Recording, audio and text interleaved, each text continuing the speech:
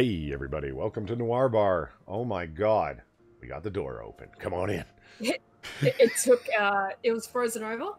It was like the blowtorch. It wasn't working to open the door this time, guys. I mean, holy shit. Oh, okay. So here's the story. Stream latency is sort of a big deal, right? You want to reduce stream latency as much as possible. So when I read your guys' chat, it's not like delayed by 15 to 20 seconds, right? Like you say something and like, fuck, that was something I was saying like 20 seconds ago. It might have moved on to a different subject, whatever. So ideally, you want that latency as low as possible. So I was fucking around with the settings when I got home this evening, looking how to set it to ultra low latency. And that's what happened. Far wasn't getting the stream. It wasn't popping up for most people. I couldn't get it started. Yeah, I couldn't find it. Like, when I say I couldn't find it, I was looking everywhere. I was looking at my subscriptions. I was looking at its fucking channel. Like, I was looking on Twitter, like, everywhere. Not a single thing. And yet,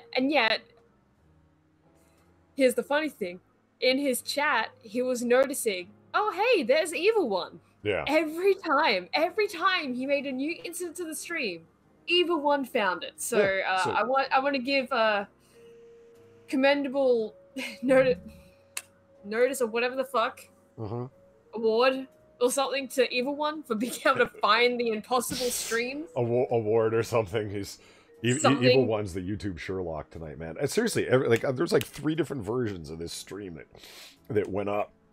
I'm sorry about that, guys. Jesus Christ. What a fucking runaround to get it started. Anyway, it's up and going. And yeah, Irish coffee, zombie teddy ass. Fair enough. That's a good thing to be drinking. I'm personally drinking half calf dark roast coffee with eggnog and plenty of nutmeg. And I just introduced a splash of bourbon when I topped it up. So this is my warming drink. Nice. Yes. Now, it's also my warming drink because, Jesus Christ, guys, I had a sore throat the other day. Well, it moved into my head.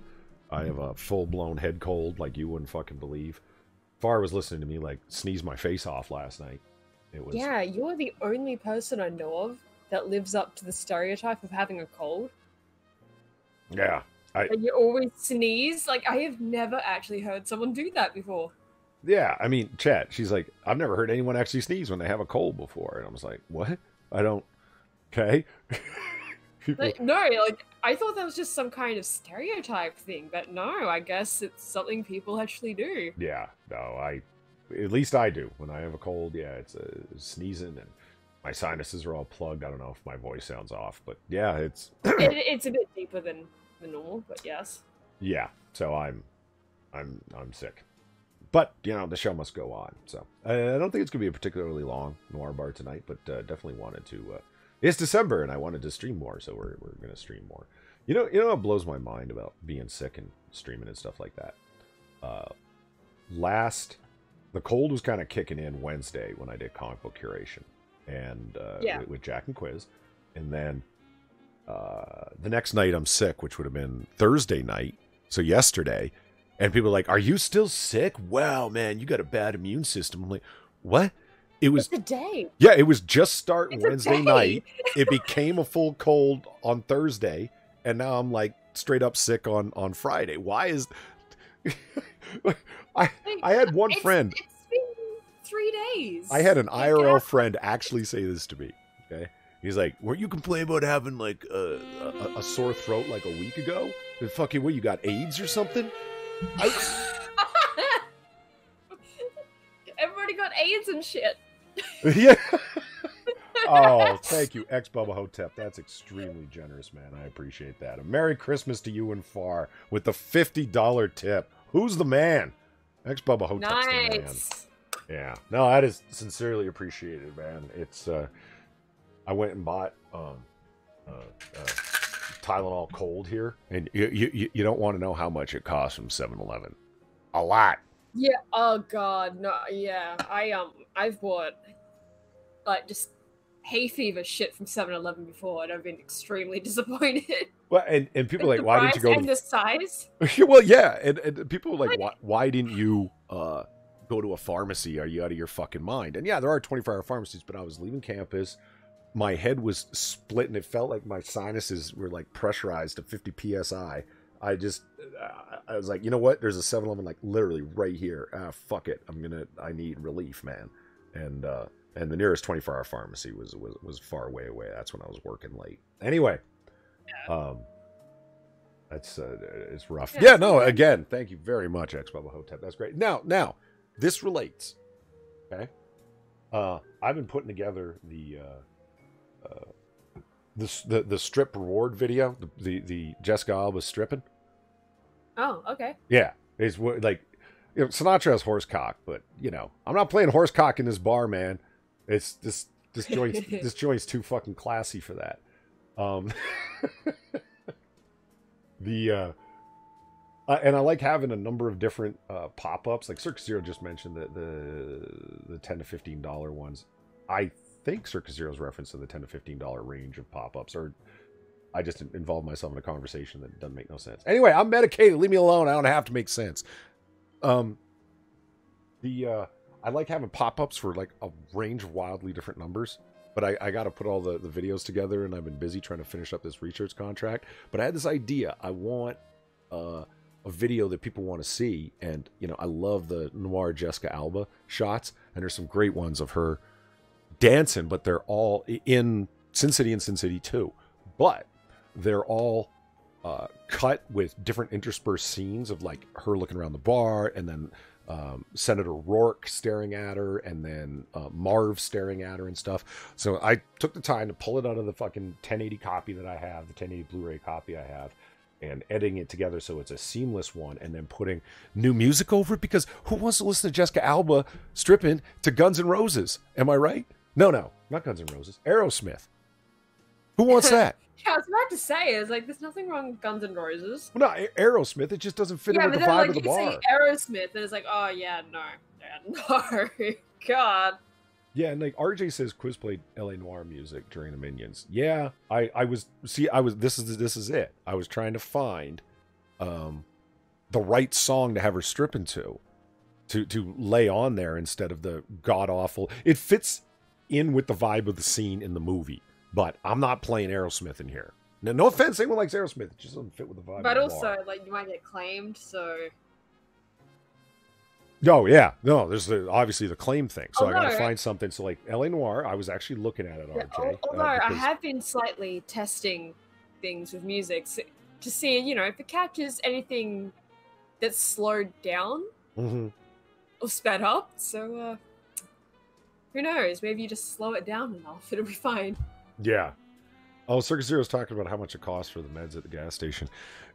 Yeah, which is just unbelievably expensive. Where you just go to the 24-hour pharmacy, it would have been ridiculously cheaper. And if you were to have gone to Costco or you know, a high value supermarket, it would have been in the pharmacy section. Would have been even cheaper than that. It's like it's fucking quadruple highway robbery at 7-Eleven is what I'm getting at. So you're only buying like the pack of like, what is it, like, you know, 12 tabs, and it's $10 or $15. Motherfucker, really? $1.50 a pill, you bastards. Zombie Tay says Jessica Alba could strip to Baby Shark, and I would not care. Yeah, well. Expo Hotep started getting Otter recommends in his videos. I love it. Nice. Well, that's how I ended up subbing to the Japanese guy who has the otter pets. Yeah. Because I just started watching his videos, and they started coming up in my recommends like they were doing for Xbob Hotel. Okay, are you getting otter recommends because you were watching those videos, or because you're watching me and you're getting otter recommends? Because that'd be weird. Yeah, that'd be really super weird, actually. Because that means because there's no otter in the tags for these videos. Which means that it must be detecting our voice that we're saying it, which is which is creepy, right? Yeah, that is super fucking creepy. Yeah, let's not think about that. Yeah, let's not think about that. Hey, Rotten Corpse, what's going on? What was that? Where was I going with this? I'm all foggy headed here on pseudoephedrine. Something about music. Oh, right. Thank you. So I'm trying to. How about Prince, "Sexy Motherfucker"? How about that? You know that song, Far?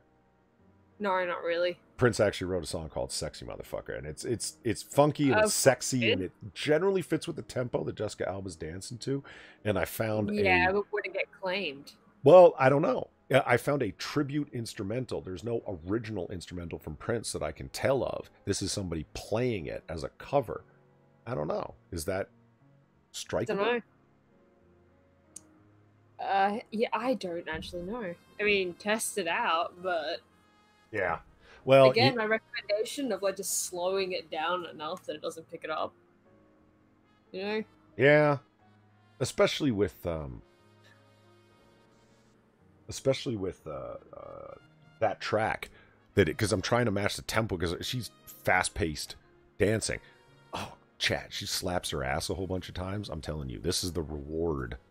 Oh boy. Yeah. So it'll be like a certain amount, right? Like when it gets to when donations get to a certain amount, whatever. And ex-Bubba Hotep would have tripped it right then and there with that. So sweet. Yeah. Oh, by the way, I always forget to mention this. If you are so inclined on your way in, please hit that like button. And if you're interested in supporting further, you can go ahead and share us on Twitter.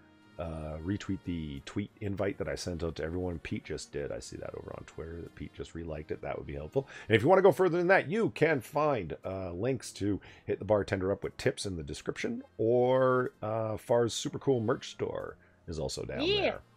Buy your shit. Buy my shit. Yes. And you would also limited time edition. What? Limited until next year, probably, because I'm lazy. Yeah. You can find the Pocket Fetus Christmas edition. Only available until what? New Year's or right up until Christmas Day? New Year's.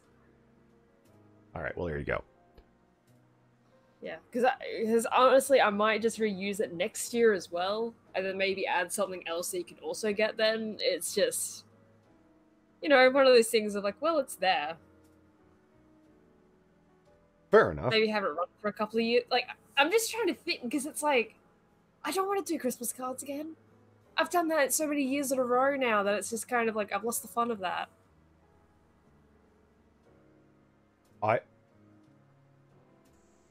Look at this. Like, All right. You're ready you're ready to talk shit about this fucking place? Oh, yeah, you were talking about this earlier. Right? Yeah. Now, so here's the thing. I see. Chat, you're patrons of Noir Bar, and you can see the vibe of the place. It's nice, cozy, golden lighting, and all that. It's with that Judy Garland and we have Judy Garland. Oh, that reminds me, I don't have the fucking Judy Garland shirt up yet. Man, I gotta get my ass in gear. Holy shit! Come on, I got my shit together before you did, and I was procrastinating. Come on. I know. Come on. I really got to get my ass in gear. Yeah, well, it's because I'm reforming it and cutting out new. If you have fallen behind me, then holy fuck, that's terrible. Yeah, you're not wrong. I got to get on it. Yeah, you're not wrong. I'm terrible with dates. There's a reason why I have to like sit down and do things months in advance usually. Yeah. Because I just don't get shit done. Yeah. So in any case, PG says could be worse. She isn't stripping and no doubts. I'm just a girl. Yeah. There's a little bit. There's a Captain Marvel reference in there, and it's just. Like, No, I got it. Okay. I think that'd be like really funny, actually. That's not funny. No, like, not the Captain Marvel reference. Just the fact it'd be that fucking song. It's like, yeah, you are just a girl, all right. So we got this. I was messing around here a little bit earlier, and I came across this Yelp review, right? Of I hate hipster bars. I hate trendy bars that are based around a concept. You know what I mean? That they have some certain fucking lame style that somebody came up with for them. This is you look at this bar. What's it for? Friends to hang out in a cool looking joint. To have it's low key. That's the concept of this bar, low key. You know, 1942. Nobody wants. You want to go to a big band joint? You can go to a big band club. You can go to the Cotton Club. You can go to whatever. But here, this is about laid back. It's on the lower floor, quiet little area, right? Let me show you this place that I discovered on Yelp. Hold on. There it is. Look at this. Bar Stories. It's on Arab Street, which is... Jesus fucking Christ, bar. It's on Haji Lane, down from Arab Street. Wait. Why? Where is this thing located? Like, Singapore. What country? Singapore. Singapore. Yeah. Fucking Singapore.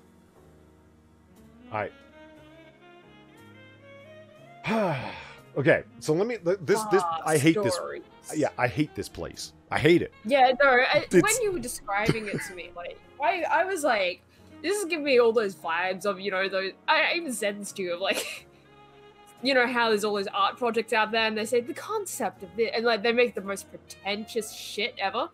That's a great word to describe what this bar is. It is pretentious. No, and it's like, as you're describing it to me, though, like, the more I'm beginning to hate it, too. It's like, holy fuck, this is everything I ever hated about anyone that acted like this when I was doing the art course. Like, this is exactly what I hated. Yeah, now, I'm not... Oh, hey, Evolve Potatoes here and asking who's on. Yeah, it's just me and Far so far, and yeah, Ex-Bubba Hotel came in there and answered already. It's Big Cheap Fuzzy Beard says, I bet there's lots of snack bars on that street. Get it? Oh God. Outside snack bar. That's yeah, no, I get it. Okay, that's funny. Okay, so anyway, like if you look at look at the stone dishes that everything's served on, and the little side like, you know, and it's served in a Jesus Christ, look at this drink at the top. It's a giant globular glass, right, with a little mint leaf in the top, and it's served inside of a dish with ice and a blue bottom and a little burning candle. You know why? Because they charge you $25 for it. That's why. They have to doll it the fuck up so it looks good. Like, why am I paying $25 for this drink? Oh, well, we served it to you in an ice bath with a candle. What? Why would I want a fucking candle with my drink? That's what I mean. It's for people to take pictures of and put up on Instagram to say, look at the drink I'm having. You see what I'm saying? No, I see exactly what you're saying, and I agree with it. This is a bar made for social media. It's not meant to go and drink in. This is Noir Bar. This is meant to drink in. Specifically Instagram. Yeah. Just saying. It's for the visual effect of it. I'm not against visuals. Listen, we use clean glasses here at Noir Bar. Okay? But we, you know, okay, let's get on to this other thing. This lady here says, the concept of this bar is no menus. Just a discussion with the bartender, and a customized drink is brought out for you. Fuck you guys, man. Fuck you guys. You listen, I'm your friendly bartender, bottle ready at the pour, okay? You want to talk to me, you want to tell me a story, you want me to tell you a story, I'd be happy to do so, but that's just hospitality. That's a bit much. You know, this is a bit much though. Like, oh yeah, you just talk to them and they figure, like, what do? Do you tell them exactly what you want, or do they like figure it out from the fucking conversation? That's how you get shit like the drinking the ice bath at the candle. That's exactly what I think's going on. It's hipster bartenders that are mixologists, and they come up with this thing where it's like, so tell me the story of your life. Oh, so you said you're a Pisces and you blah, blah, blah. And they put together some crap for you like this, and they see, well, see, I put some smelts in the bottom of it because you're a Pisces and they're fish, you see? Like, or whatever the fuck, right? This is the garbage they do there. And this one lady says, we felt bad asking him to remake it since each drink averaged around $19 to $25. And that's an insane price. You're damn right it is, lady. Yeah, that is absolutely fucking insane. It's not like you're ordering a 25-year-old scotch or a particular single cask, single malt scotch whiskey, or you're ordering you're just ordering a fucking drink from a bar. Some serious XO cognac or something, or a particular whole bottle of wine. I can see prices are going to go insane. They're going to go hundreds of dollars. But you're just talking about a fucking cocktail, man. Yeah, Sorry, Functional has it right here. I'll have a single plum floating in perfume served in a man's hat. Yep. Right. Remember that that's joke? the level of shit. Yeah, no, I know exactly where that's from. I've seen that episode enough times. What was her and Barney's new music supposed to be? This is from an episode of The Simpsons, if you guys don't know. Yeah, no, it was literally like them repeating the same thing over and over number again. 8? Like her saying, number 8? Yeah, that's exactly it. It's like number 8, number 8. It's like, and that's what it's supposed to be. And then like you have the rest of the fucking group just like looking at this tiredly and slumping back in chairs like, oh dear lord. See, this is all about. Thank you for putting the links in, Evolved Potato. Greatly appreciated. Thank you so much. Find your way to my Streamlabs to support the bar, and also to Far's super cool merch store where all her stuff's available. Buy her shit. Buy my shit. Yeah. I know I'm on a little bit of like why does Polly keep talking about this place in Singapore? Because it's so trendy and it drives me so nuts because you're paying for nothing. It's not going to be there in a year. No, it's going to be gone. You're absolutely right. This is a hit of the moment because nobody 15 years from now is going to say, "Oh, honey, remember when we had our first date at that really weird fucking place where the bartender kept trying to cold read you by asking about where you went to college and then brought out some drink that had something to do with your English degree? Let's go back there." It's more like they're gonna have that conversation, right? It's more gonna be like, yeah, you remember that really fucking weird bar where the bartender kept trying to ask you if you're a Pisces or not? Like, you remember that? Like, it's not gonna be seen in a good light. It's gonna be seen as like, yeah, we paid way too much for the drinks, and like, they gave us candles with it. Like, I just can't get over the fact that that is an ice bath with a drink in it with a fucking candle in it. Yeah. And I mean, look at this crap up here. It's like a stone serving dish, platter, I guess. Yeah. Platter, with a stone cup. And who knows what kind of mixed white, frothy, pina colada ass shit this is. And what's with the overridden moss serving dish for what I'm guessing are some raspberries, maybe? I don't know. Strawberries, probably? Yeah. I don't even fucking know. But yeah, I wouldn't be trusting a cup like that in a bar. Just saying. Because there's a reason why they're clear. It's so you can see what's actually in it. Yeah, like it's supposed to be about mood, right? Like the mood of the place, and the mood of this place is hype. The mood of my place is chill. Like it's low key, low light. You can talk to a lady, you know, tell your fellow what's going on in your life. That's the kind of joint that I got. You can ask if cranberries are gay. You know, those sort of things. Have barroom discussions. You know, you know, Evil one will kick you out if you get too surly. You know, that kind of thing. It's yeah. Oh, hey, Ebony, how's it going? And Rich says, yeah, let's spend $100 on 3 to 4 drinks. Right? Yeah.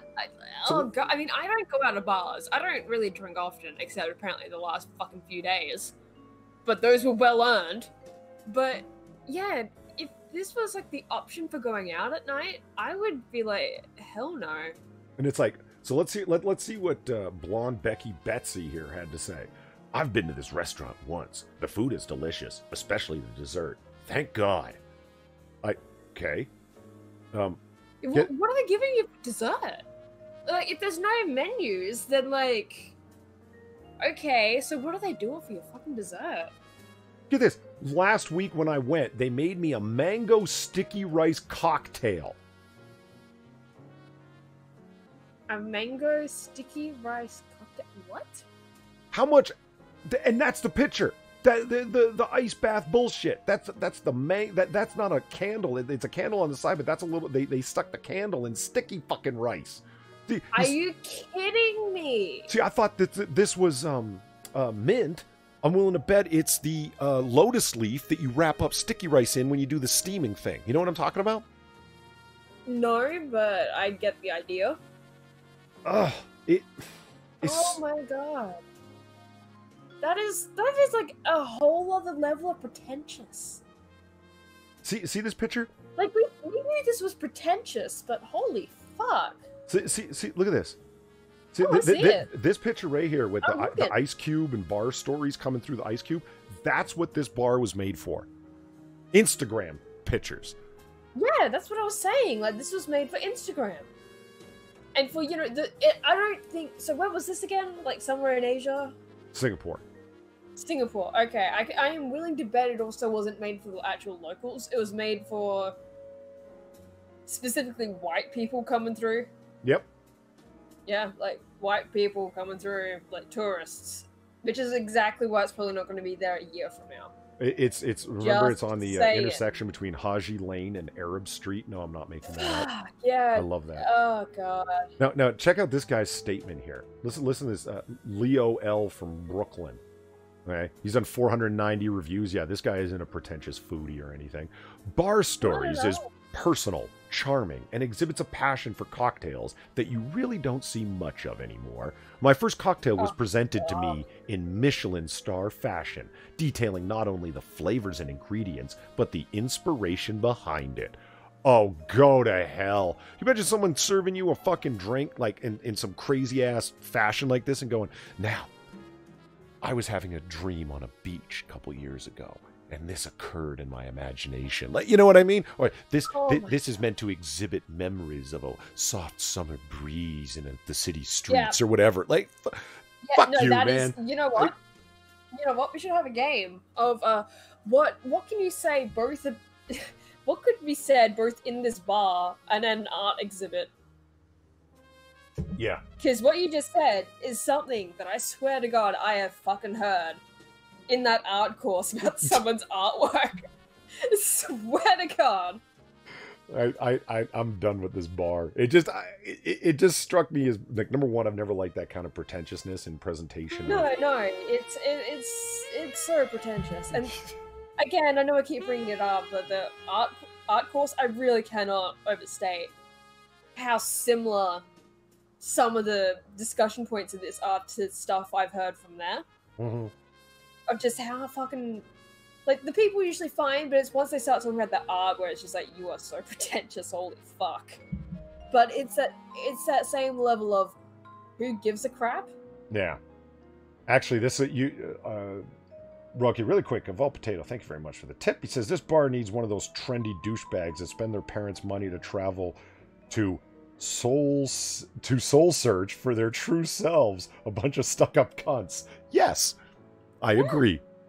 I agree, Vol Potato. That's just, yeah, it's you know, and a lot of the times, more sadly than that, it's not just their parents' money. They're spending student loan money that they're going to run up an insane debt on because they tend to go during their, oh, I'm going to the Asia Pacific to experience the culture, and you know, whatever. Yeah. What's his name asked, who was it?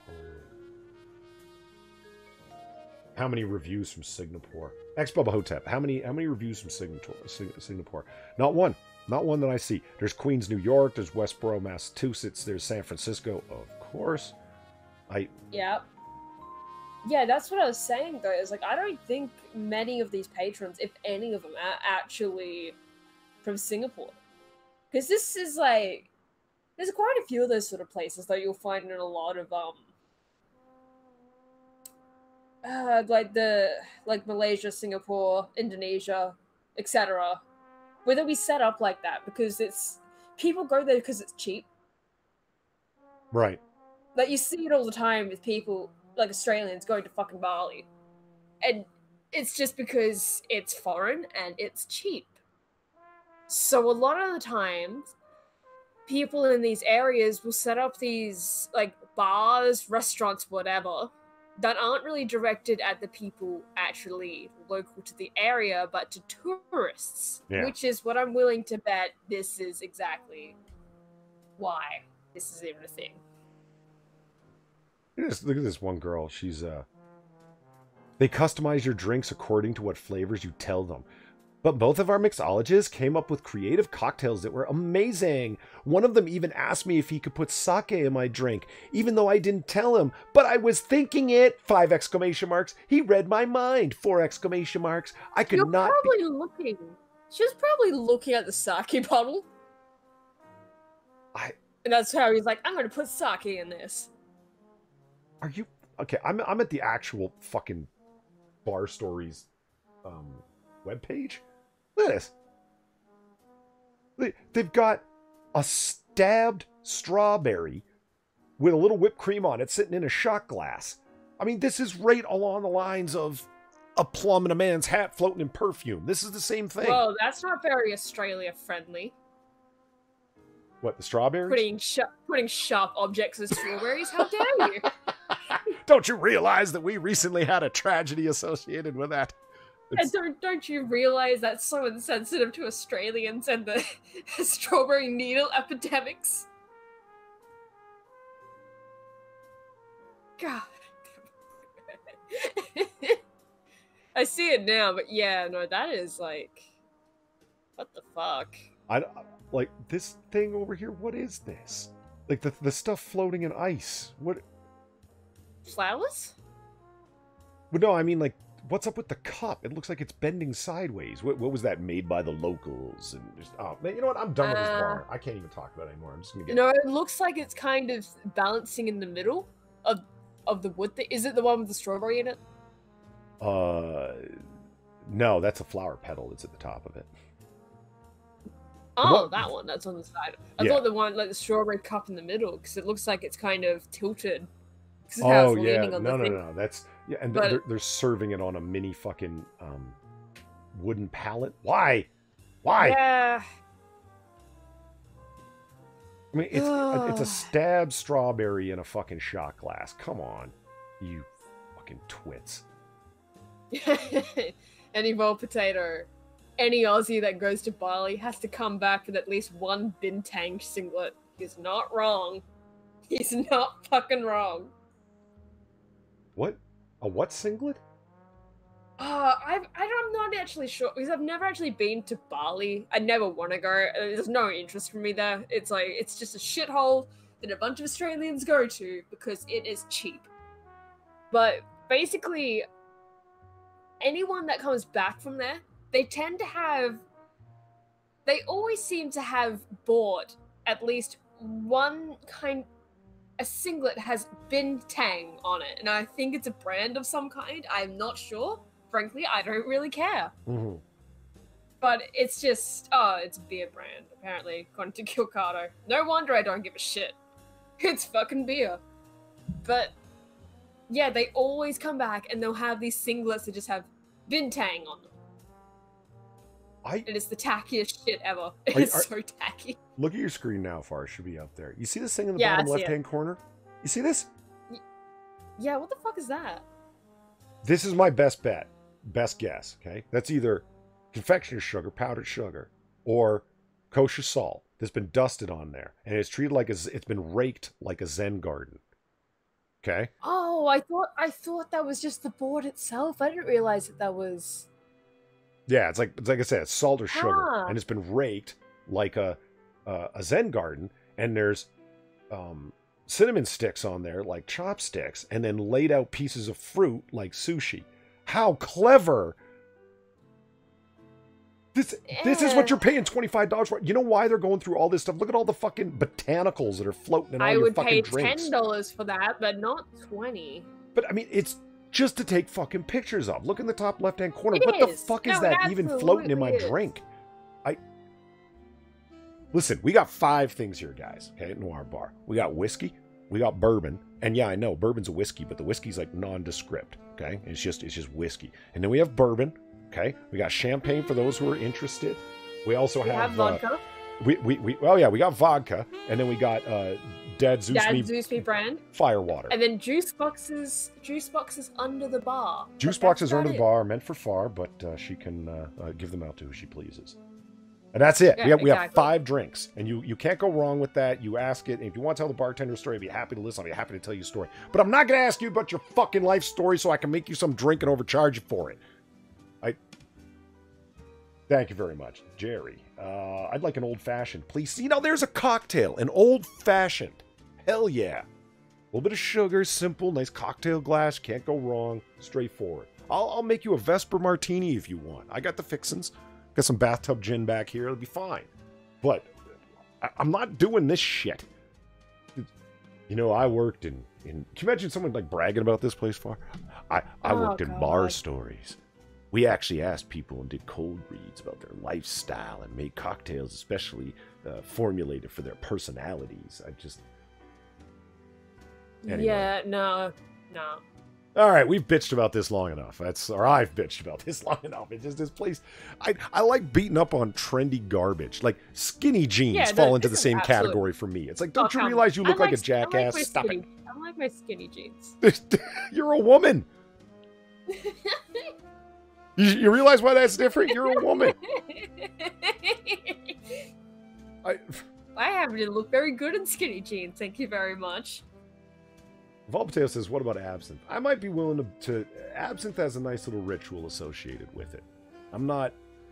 What, you get fucked up, then you start painting shit, and then you wake up the next morning regretting your entire life? So that's what I hear you do. Well, no, you know the whole burning the you know, you lay the dillery-do across the top of the glass, put sugar cube on it, you light it on fire. You know the whole thing? No.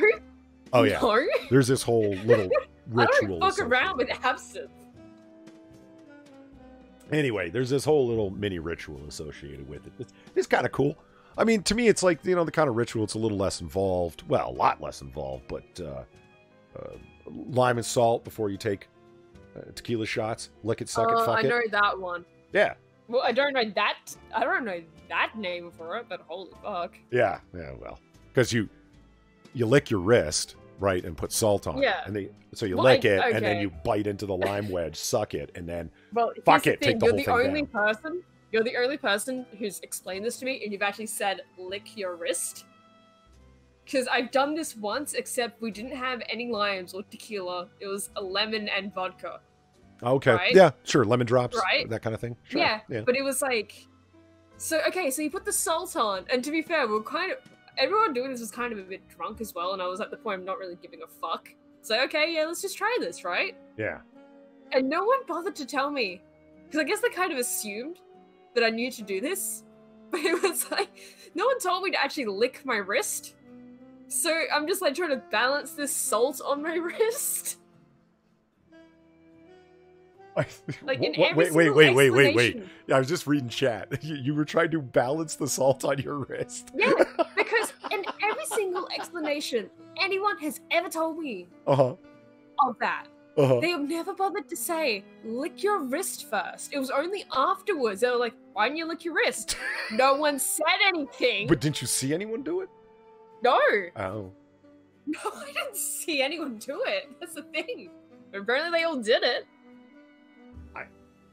And here I am trying to balance the fucking salt on my wrist and be like, I'm doing this wrong. What the fuck?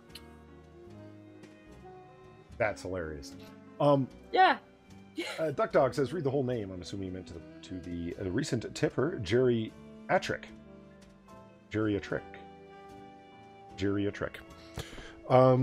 The Eagle says, shot in a beer, no girly drinks. Word. I hear you. Yes.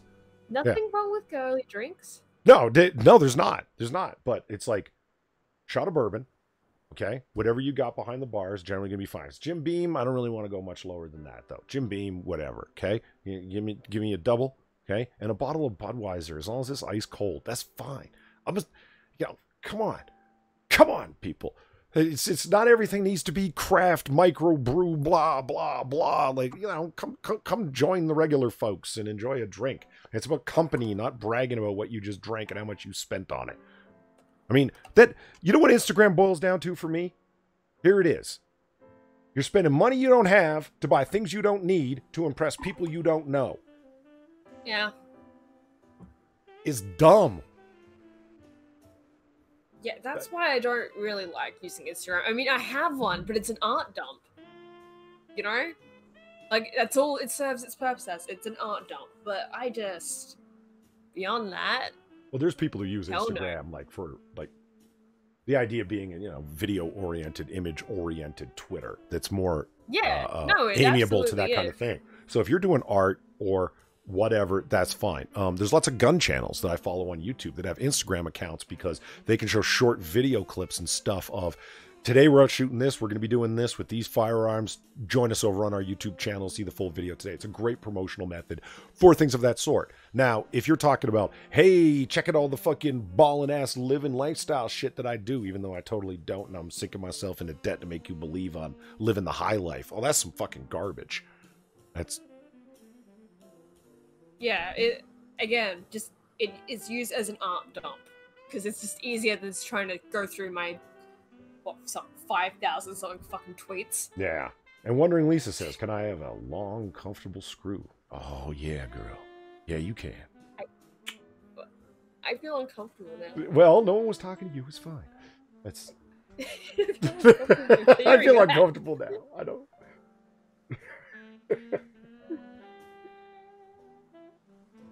Oh Jesus! All right, so another story. Or Yeah, let's let's. keep going about the pretentiousness. Yeah, no. We've done it with the pretentiousness. Like I said, it's that place is the skinny jean, the bejeweled skinny jeans of bars. It's you're gonna be embarrassed that you ever paid that much to wear something so stupid. It's the same thing with that bar. Let's see. Hey, have you ever wondered what a bear steak looks like? Oh, what the fuck is a bear steak? It's you know the forest dwelling animals, bears. Yes, I am aware of what bears are. So if you kill them, right? It's best to kill them before you do this, okay? And you strip off their skin Okay. underneath. They're made of meat. Now, if you take certain cuts of that meat and cook it, it's referred to as a steak, ergo a bear steak. You know, I feel like I'm being condescended to, but I don't know how. No, not at all. I mean, you asked. I told. What?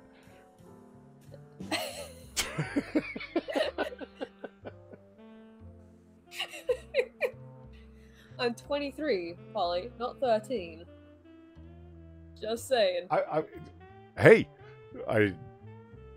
you don't have bears in Australia, right? No, we don't. Well, see, there you go. Maybe you didn't know. You know, it's like No, we don't have bears, but we know what they are. What the fuck, man? I'm not letting that one slide. Holy shit.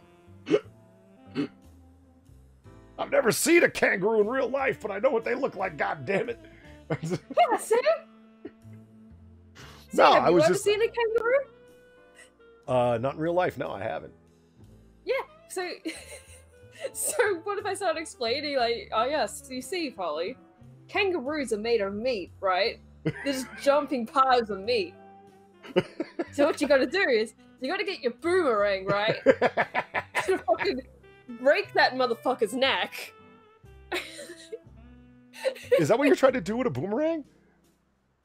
Yeah, boomerangs are fucking weapons, man. No, I totally get the weapons, but I thought it was ones. for like conking them in the fucking head that it like split No, their it skull. depends. There's different types of boomerangs. There's the ones where they're tiny and they give them to kids, and they're the ones that come back. Right. Right? So they're not hunting ones, they're just for fun. Then there's the big ones where it's like, yeah, you're supposed to clobber that thing on the head with it. Then there's the ones you throw. They're not supposed to come back, but they're supposed to break necks. I didn't know that. There's a whole bunch of different ones. You know, so like this black bear brisket that's going on here. I've had bear, okay, and it didn't look anything remotely like this. And what you can see is if you look at this, you see that pink line right there that's going on each one of the cuts. Yeah, That's what is that? Yeah, it's smoked. That's the sign of heavy duty smoking that's occurred. That's the ingress of the vapors and the aromas coming off the wood. Yeah. So anyway, somebody apparently you have to smoke bear is what I'm taking my takeaway from this picture. Yeah, and see, Wandering Lisa got the proper takeaway from the story I was trying to tell. It wasn't that bears are made of meat. It's that you shouldn't try and take steaks from them while they're still alive. They'll fight you, you see. So kangaroos. Yeah, but I'd rather fight a kangaroo than a bear, personally. No, you wouldn't. No, I'm not trying to say, I don't think kangaroos are pushovers. I know they're not. I've seen them big, muscular, angry-looking, steroid-filled kangaroos in the memes. I wouldn't fuck around. I'd bring a gun. But, given the option of fighting a bear or a kangaroo, I'll take the kangaroo. So anyway, the smoke ring. Thank you, Eagle. Yeah, the smoke ring. Yeah, smoke ring. But, so I've had bear. Bear was gross. It was like, people talk about gamey. Oh, man, I didn't know what gamey meant until I had that bear. It tasted like the woods. It was the woods. The woods. It tasted like. What does the woods taste like, Polly? Moss and rotten carcass stuff. It was. God damn. It was foul. It was foul. And then somebody asked me, hold on, what's a deer? I heard recently that a deer can be best described as a rat on stilts. Oh, Jesus. Yeah. And with antlers. Yeah. Some people, they think of rats as a nuisance, right? Now, see, I've never been anywhere where there's been wild turkeys that run around. Geese, yeah, absolutely. Northeast, lots of geese, okay? Canadian geese come down. They're migratory birds. Lots of other types of geese flying around, but never wild turkeys. Now, ranting monkey, right? He's got wild turkeys running all over in whatever the fuck part of Michigan he's at. And it's funny because he views them as a stupid nuisance. Like, literally, they're stupid and they're a nuisance, right? And I get that they're stupid. Turkeys are dumb as fuck. But it's like, I'm like, so did you go kill one? And, like, eat it? And he's like, no, I never did that. I'm like, why not? He's like, well, they're running around in the yard. I'm like, yeah, and? Like, I just don't get it, right? If you live somewhere where there's a fuck ton of deer and they're a nuisance, you don't think of them as Bambi or as game animals. You think of them as a nuisance. It's people like, those things are giant rats on stilts. They're I thought that was funny. Yeah. Vault Potato says he'd pick bear personally because bear don't like to fight by nature, while kangaroos actively want to fight you. I almost had a kangaroo punch me as a kid. It almost did it. Like, it made the action to go up on its hind, like, on its tail and everything. That was terrifying. I can see that. Yeah, especially if you're 8. Oh God, yeah. That's the kind of thing that'll, yeah. I got this tiny, like, I've always been tiny, right? Mm-hmm. It's like this tiny little 8-year-old, and it's like, oh, it's a kangaroo. Hi, kangaroo. And you're getting up close to it, and something's getting up, and you're like, well, okay, goodbye, kangaroo. Jesus Christ. That's fucking. Yeah, don't fuck with kangaroos. Remember that picture we were looking at from Christmas Island where that fucking little kid surrounded by all them crabs, and you're like, run, God, kid! Yeah. Like it was. Yeah. Oh, yeah. Growing up in Australia, it's very interesting looking back on it. Like, the shit, like, that kid's gonna look back on that and be like, holy fuck, what my parents let me do, you know? We're gonna, oh, God. See, I wanted to do this thing where, we're not gonna be able to do it. I'll have to figure that out later. Where I was gonna share the screen in Google Hangout, so you'd see it at the same time that I do, but we're not gonna be able to do that. I'll tell you what we'll do, Far. I'll tell you what we'll do. All right. I will put the fucking link in side chat for you here. Most professional bar on the internet. Sweet. So you can follow. You can follow along with it. Yes, I would like to go there. Fuck you and your redirect notice. Oh yeah, Google just because they're just tracking everything I'm sending people, right? Yeah. Shroom says, I've got done fresh venison coming my way thanks to my son. Oh, man. That's beautiful. I'm a big fan of venison. Huge fan. And when you're not the one who had to go out and get it, that's the best kind. It's, yeah. What have you sent me, Polly? The finish thing? Yeah. Okay, what cool. The fuck? Well, see, I came across, we'll get there as we start scrolling through it. This is from 2014. Yes, so. Okay. Yeah, we're in 1942 right now. What's your problem? Oh, God. I'm looking at this shit. It's like, what the fresh hell is this shit? Yeah, Finland apparently has got some weird shit, right? So let's... Well, look, I knew the Nordic countries had weird shit, but this is like... Okay, chat don't know what you're talking about. So God. let's... This is 7 Finnish foods that blew me away. Ah! Don't scroll ahead. You're ruining the initial exposure. Yeah, Wondering Lisa says venison is tasty. I was really concerned already. Look at the one of the most delicious my pieces God. of meat, not red meat that I've ever had in my life was it was a white-tailed deer that my dad had got, and I said I actually told him this one time because I'm famous for stealing meat out of his deep freezer. Yeah, it's like, you've said it. I mean, I didn't make that up. I really do go over there and steal meat out of his freezer. I'm like, well, stop going out and shooting tasty animals and putting them in the freezer, and I won't have to steal it from you. And he's like, well, I didn't go out there and get it for you, you know. I'm like, well, no, it's fine. You'll be okay with it. You know, I slip him a 20 every now and then. Oh, Jesus. I mean, the truth is, it's like, you know, he's fine with it. It's like he would much rather it, because he can't eat it fast enough. My mom won't touch it with a 10-foot pole. Okay, she's like, oh, hell no. If it didn't come from a supermarket, I don't want it. I absolutely want it. And so it ends up my dad only has it often enough that a lot of it's going to spoil. It's going to get freezer burn, you know.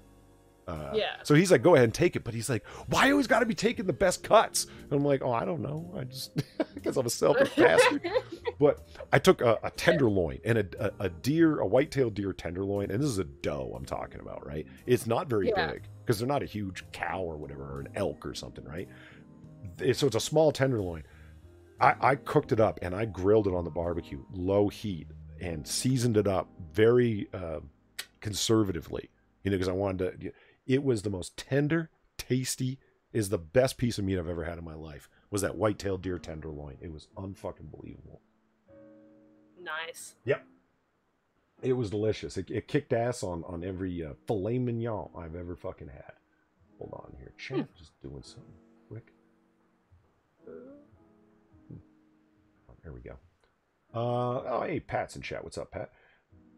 Wondering, Lisa says, I sometimes think I'd like to try surstroming, but from what I see from videos, I'd rather not. Do you know the surstroming? No, I don't. It's what is it? Correct me if I'm wrong, chat, but I believe it's pickled herring. It's in a big old can, like imagine a tuna can, but 2 or 3 times the size, right? And they pack it in there, and it develops, it ferments inside the can. Right, and gases. I think I have heard of this. Yeah, and the can will bulge naturally. This isn't botulism; it's not unsafe.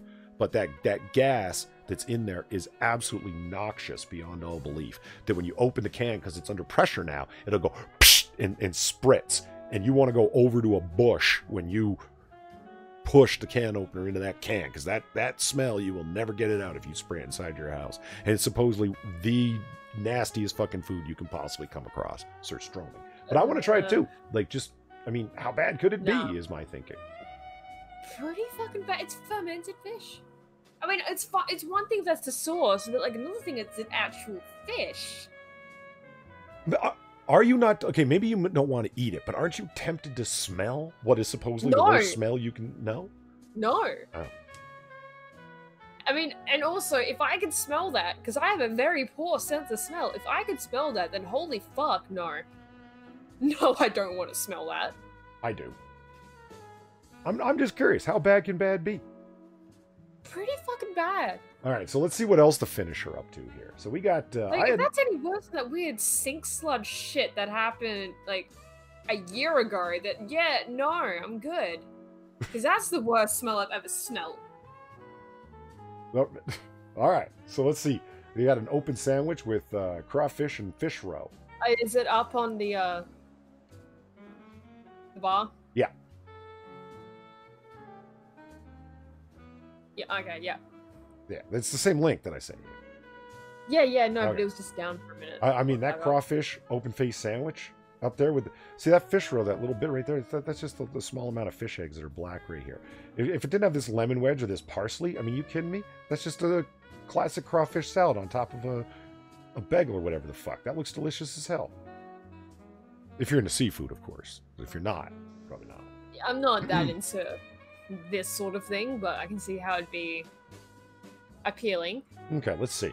I had no expectations about finished food before I touched down in Helsinki. I crave seafood.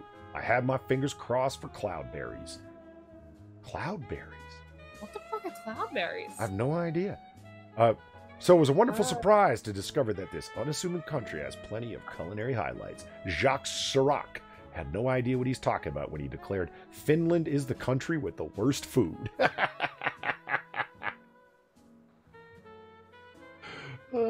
Vol Potato says, Polly, why don't people just eat cow, pig, chicken, lamb like normal civilized people? You know what? I got to disagree with you there, man, because you left the entirety of seafood off of that list. And oh, cloudberries. Okay, I just googled cloudberries, and it's this kind of berry thing. Clearly. Like, no, but like it looks delicious. Like, holy fuck, that looks like sugary goodness, except it's growing on a plant. Really? Yeah, like this looks like shit you would find at your local candy store or something. Like, you know, in the little baggies. Okay, so here we go. Number 1. Vendance, or Mew-Q. These tiny fish are traditional as a summertime delicacy, especially popular in markets during the summer. Similar to whitebait, the fish are lightly breaded and fried, then eaten whole with garlic sauce or lemon. A mild umami flavor and crunchy texture. Oh, those look fantastic. Oh, like little pan-fried smelts, man. That looks great. That looks disgusting. What? I Really? don't like that. No, yeah, really. Like, this is just giving me flashbacks to that grilled whole fish in Japan where they didn't even cut the head off or anything. Like, oh god. See, I gotta say, I like when they cut the heads and the tails off when they do small pan-fried fish like this, because the tails just turn into like pure crunchiness, and it's but that looks delicious. I'd love to be able to get that. No, it's just I've got that bad association now, so it's just like, oh god. That's too bad. No, so here we go. We got reindeer meat. There's a long tradition of hunting in Finland. There's reindeer, which is Poro, focusing on reindeer, moose, and bear. Put those warm and fuzzy childhood memories of Rudolph aside right now, because you won't be seeing them everywhere. You will be seeing him everywhere, in kebabs, as thick steaks, cold smoked, even canned. He'll be sitting right next to the canned bear, which is what brought me here originally. You know, I would try reindeer. I like the quote they put underneath the picture though of, "Yep, that's Rudolph in a can." Yeah. Like, holy fuck, man. Yeah. Now, see, this is like, I've had elk and I've had moose. I figured that, and both were good. Moose was a little too, I mean, that wasn't red meat. That was burgundy meat. It was so dark red. It was unbelievable. Let's see. Duck dog, smelts, and pickled beets, springtime in Maine. Oh, man. That sounds fantastic. I'm not the biggest fan of beets. I can do them, but, oh, man, smelts are unbelievable. Yeah, I don't. Look at oh, my God. Look at that. Reindeer kebab. Look at a nice fresh roll. You can see a little cheese in there, and they've got seasoned reindeer meat in there. Can you imagine how good that is? I'm not a big fan of things like that, but the meat by itself, probably, yeah. Really? You don't like pulled pork sandwiches, that kind of thing? It depends on how it's done. To be quite honest, and the way it looks here, it's like, that's not really that appealing to me. You know? Pete's like, delicious. That looked fucking horrible. See? I'm not the only one. Well, it's a world of tastes out there. I'm just saying, experiment a little bit, you know? There's experimenting and then there's that. Like, that's a whole other thing. Yeah, I mean, people saying, like, you know, eagles, like, it's just going to say it looks like smelt. Yeah, absolutely it does, and that's why I'm willing to try them. Reindeer meat is a gamey, rich flavor, similar to venison, and it's very lean. The slices of cured reindeer were very tasty, but I didn't go as far as buying reindeer in a can. And there's the bear in a can. 100% bear meat ingredients. Bear meat, 90%. Go figure.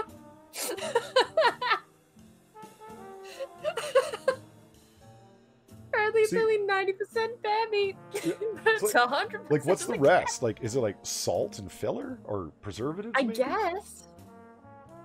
Like, maybe it's like water or something? I don't fucking know. Yeah. See, Pete says, you gotta love how people are so different. Paul, I thought it looked good, whereas I thought it looked nasty. Yeah, I hear you. Now, this is the thing. There's this tradition.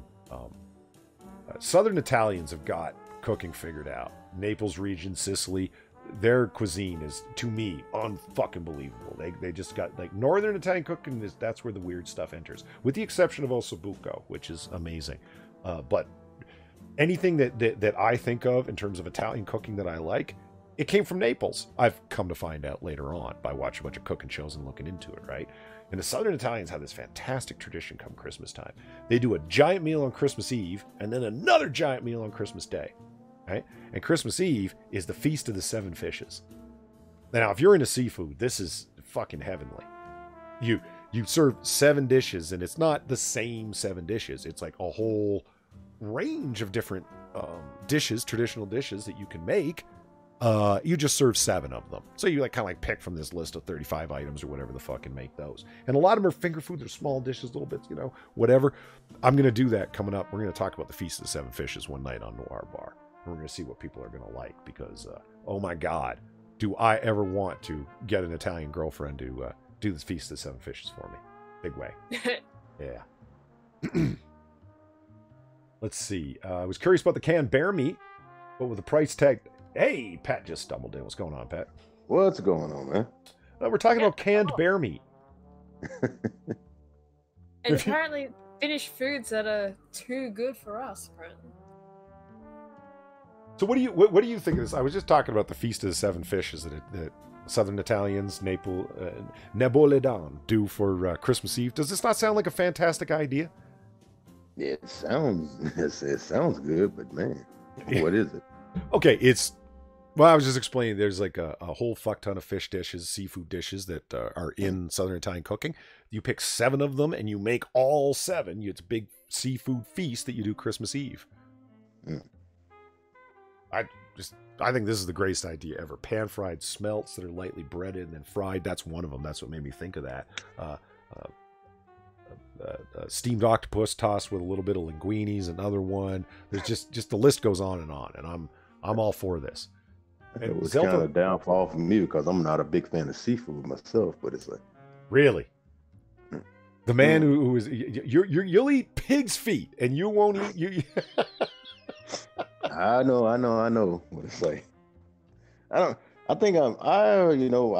got thrown off for sea. I'll still eat some stuff like tilapia, salmon, tuna fish and things like that. But it's like, I don't know, certain fish I just won't because I had like a bad experience when I was a child.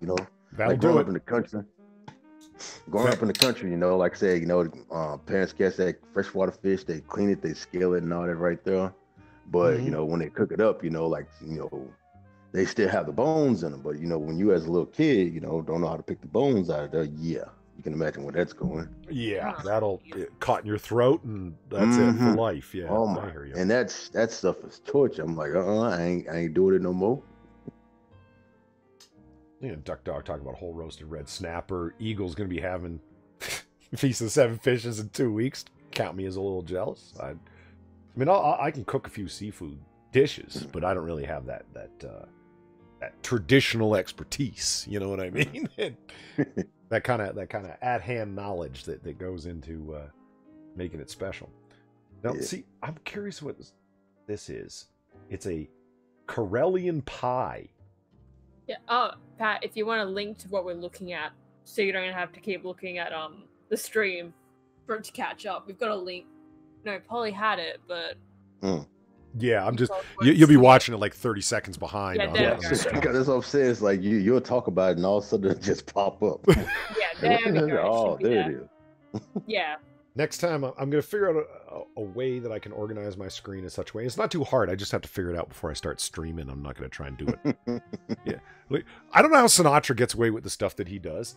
Speaking of Southern Italians, the man will actually cut and edit new sound clips to be included as donation pop-ups during his stream.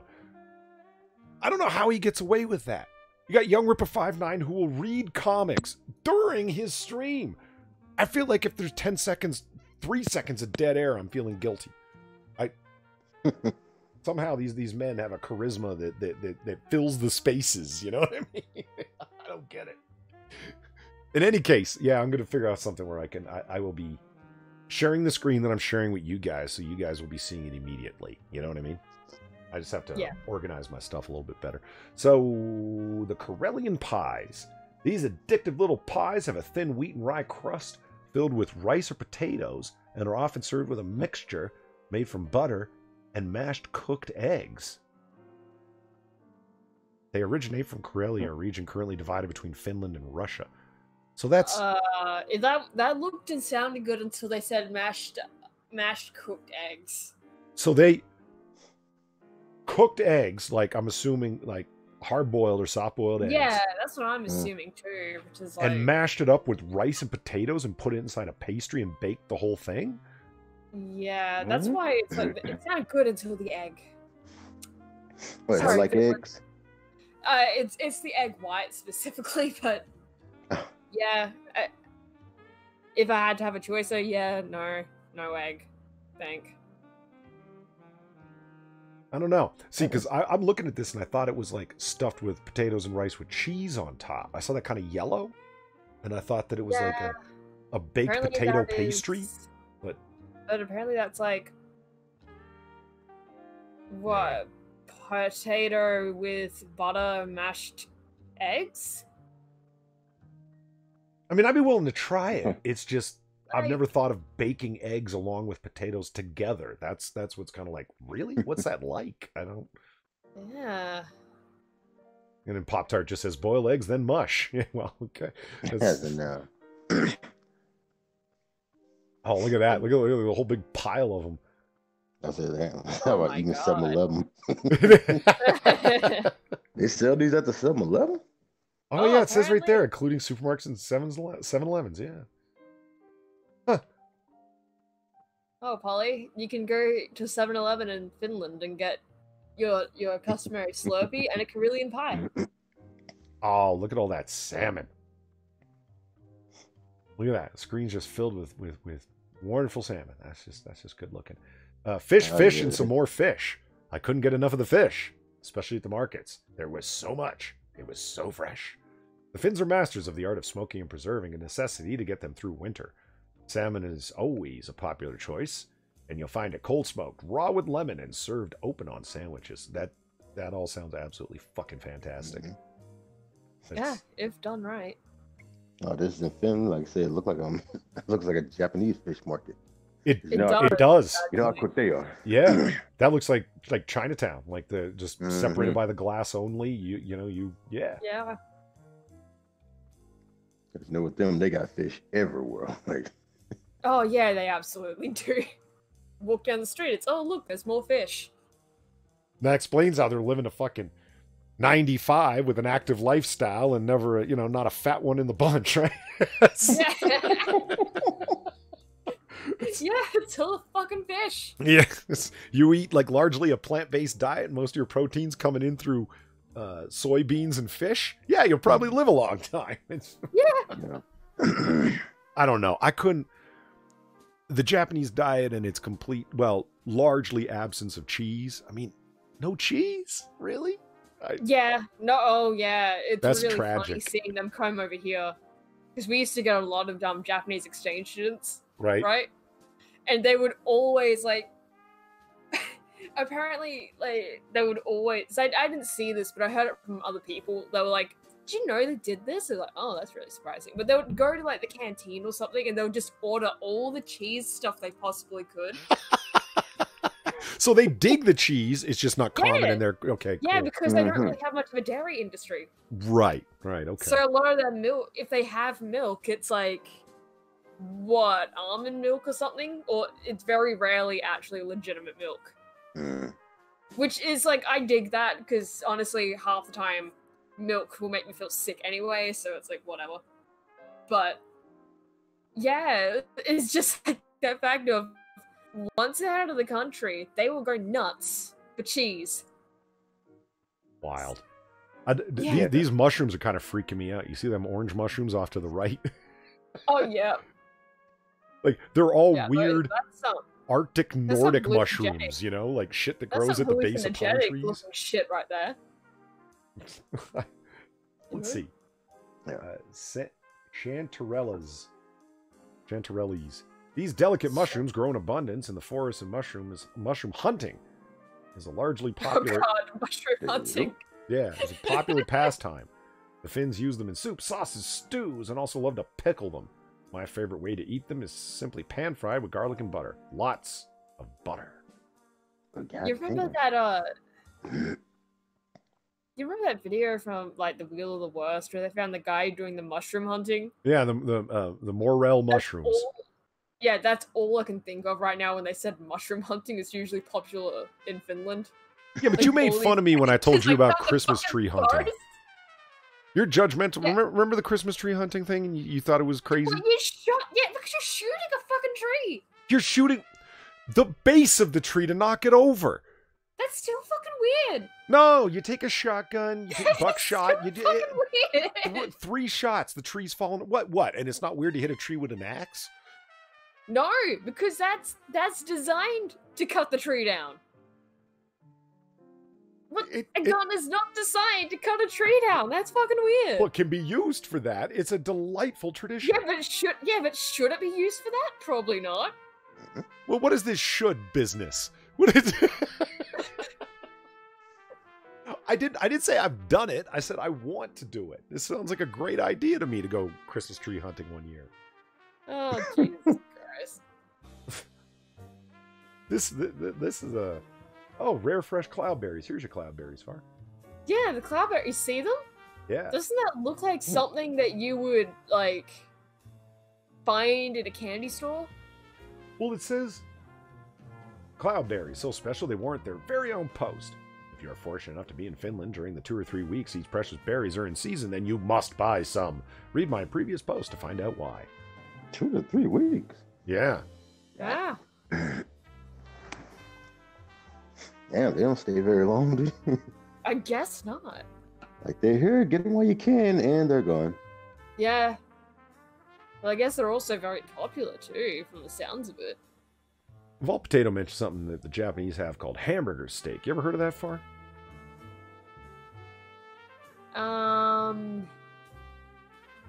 Probably. I've never had it. I'm curious. It's that name makes me curious. It's Yeah, if it's like a risshole, then... Huh. That's a pretty thick fucking steak. Well, I've heard of a steak burger, but that's like... Huh. Excuse me, bartender, but what is that brown stuff inside beside my cocktail? It's Mammy. I'm butchering the pronunciation of all this, guys. You're just gonna have to bear with me here. I discovered this magical stuff in the cocktail bar, Liberty or Death. Great name for a bar. Nice. Yeah.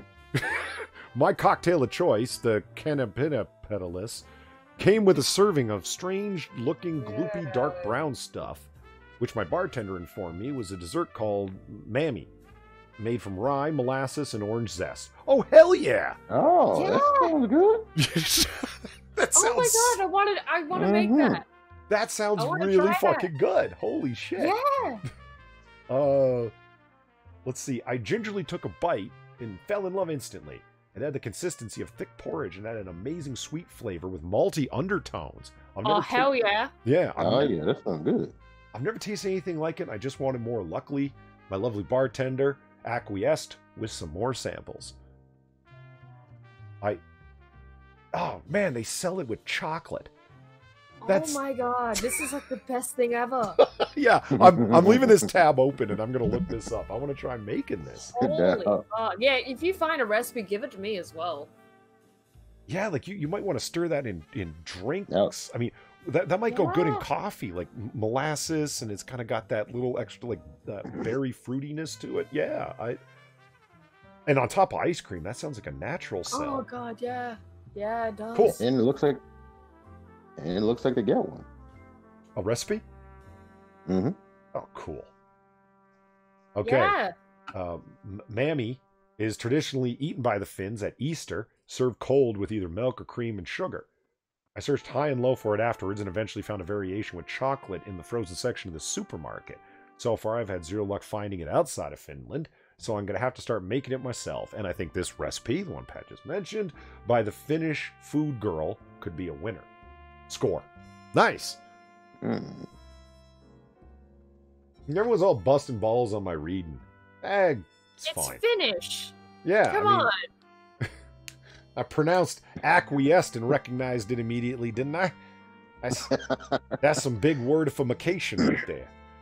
It's fun. Okay. Why are there raisins in this? Really? Yeah, I'm looking at it. It's ingredients: 4 cups of water, ½ cup dark molasses at room temperature, ½ teaspoon of salt, 1 cup of dark rye flour, 2 tablespoons grated orange peel, ½ cup seedless raisins, powdered sugar lots. It doesn't have an exact amount. Cream/milk lots. Again, not an exact amount. Yeah, I'm gonna have to keep poking around to see what kind of recipes fit the bill. You know, because it's like I don't know. I mean, I'll do everything in that except for the seedless raisins. You know, right? Like, I guess that would be like, I don't know. That's trying to add like the fruity mincemeat base to it, if you know what I mean. Like, there's I get what you mean. It's just like. I think we could do better elsewhere is what I'm getting at. Maybe it's optional. Yeah. Yeah, you would hope it's fucking optional. Because otherwise it's like, that's kind of gross, you know? But it sounds like the molasses, the orange peel, and the rye, like I said, that sounds like a must. I love this. Yeah, Evolved Potato says, Duck Dog, his education is in poli-sci, so I don't know how educated he actually is. Joke's on you! I don't have a degree in poli-sci yet. That's the one I haven't gotten yet. In your face. All right. Let's talk about you. Now, you want to talk about like actually miseducated people? Oh, great. People with weak understandings of the world and how it works and stupid things you shouldn't do. Let's talk about Eddie Murphy and his 10 kids. Oh shit. Did you know Eddie Murphy has 10 kids with 5 women? What? Wait, what? 5 women? 10? What?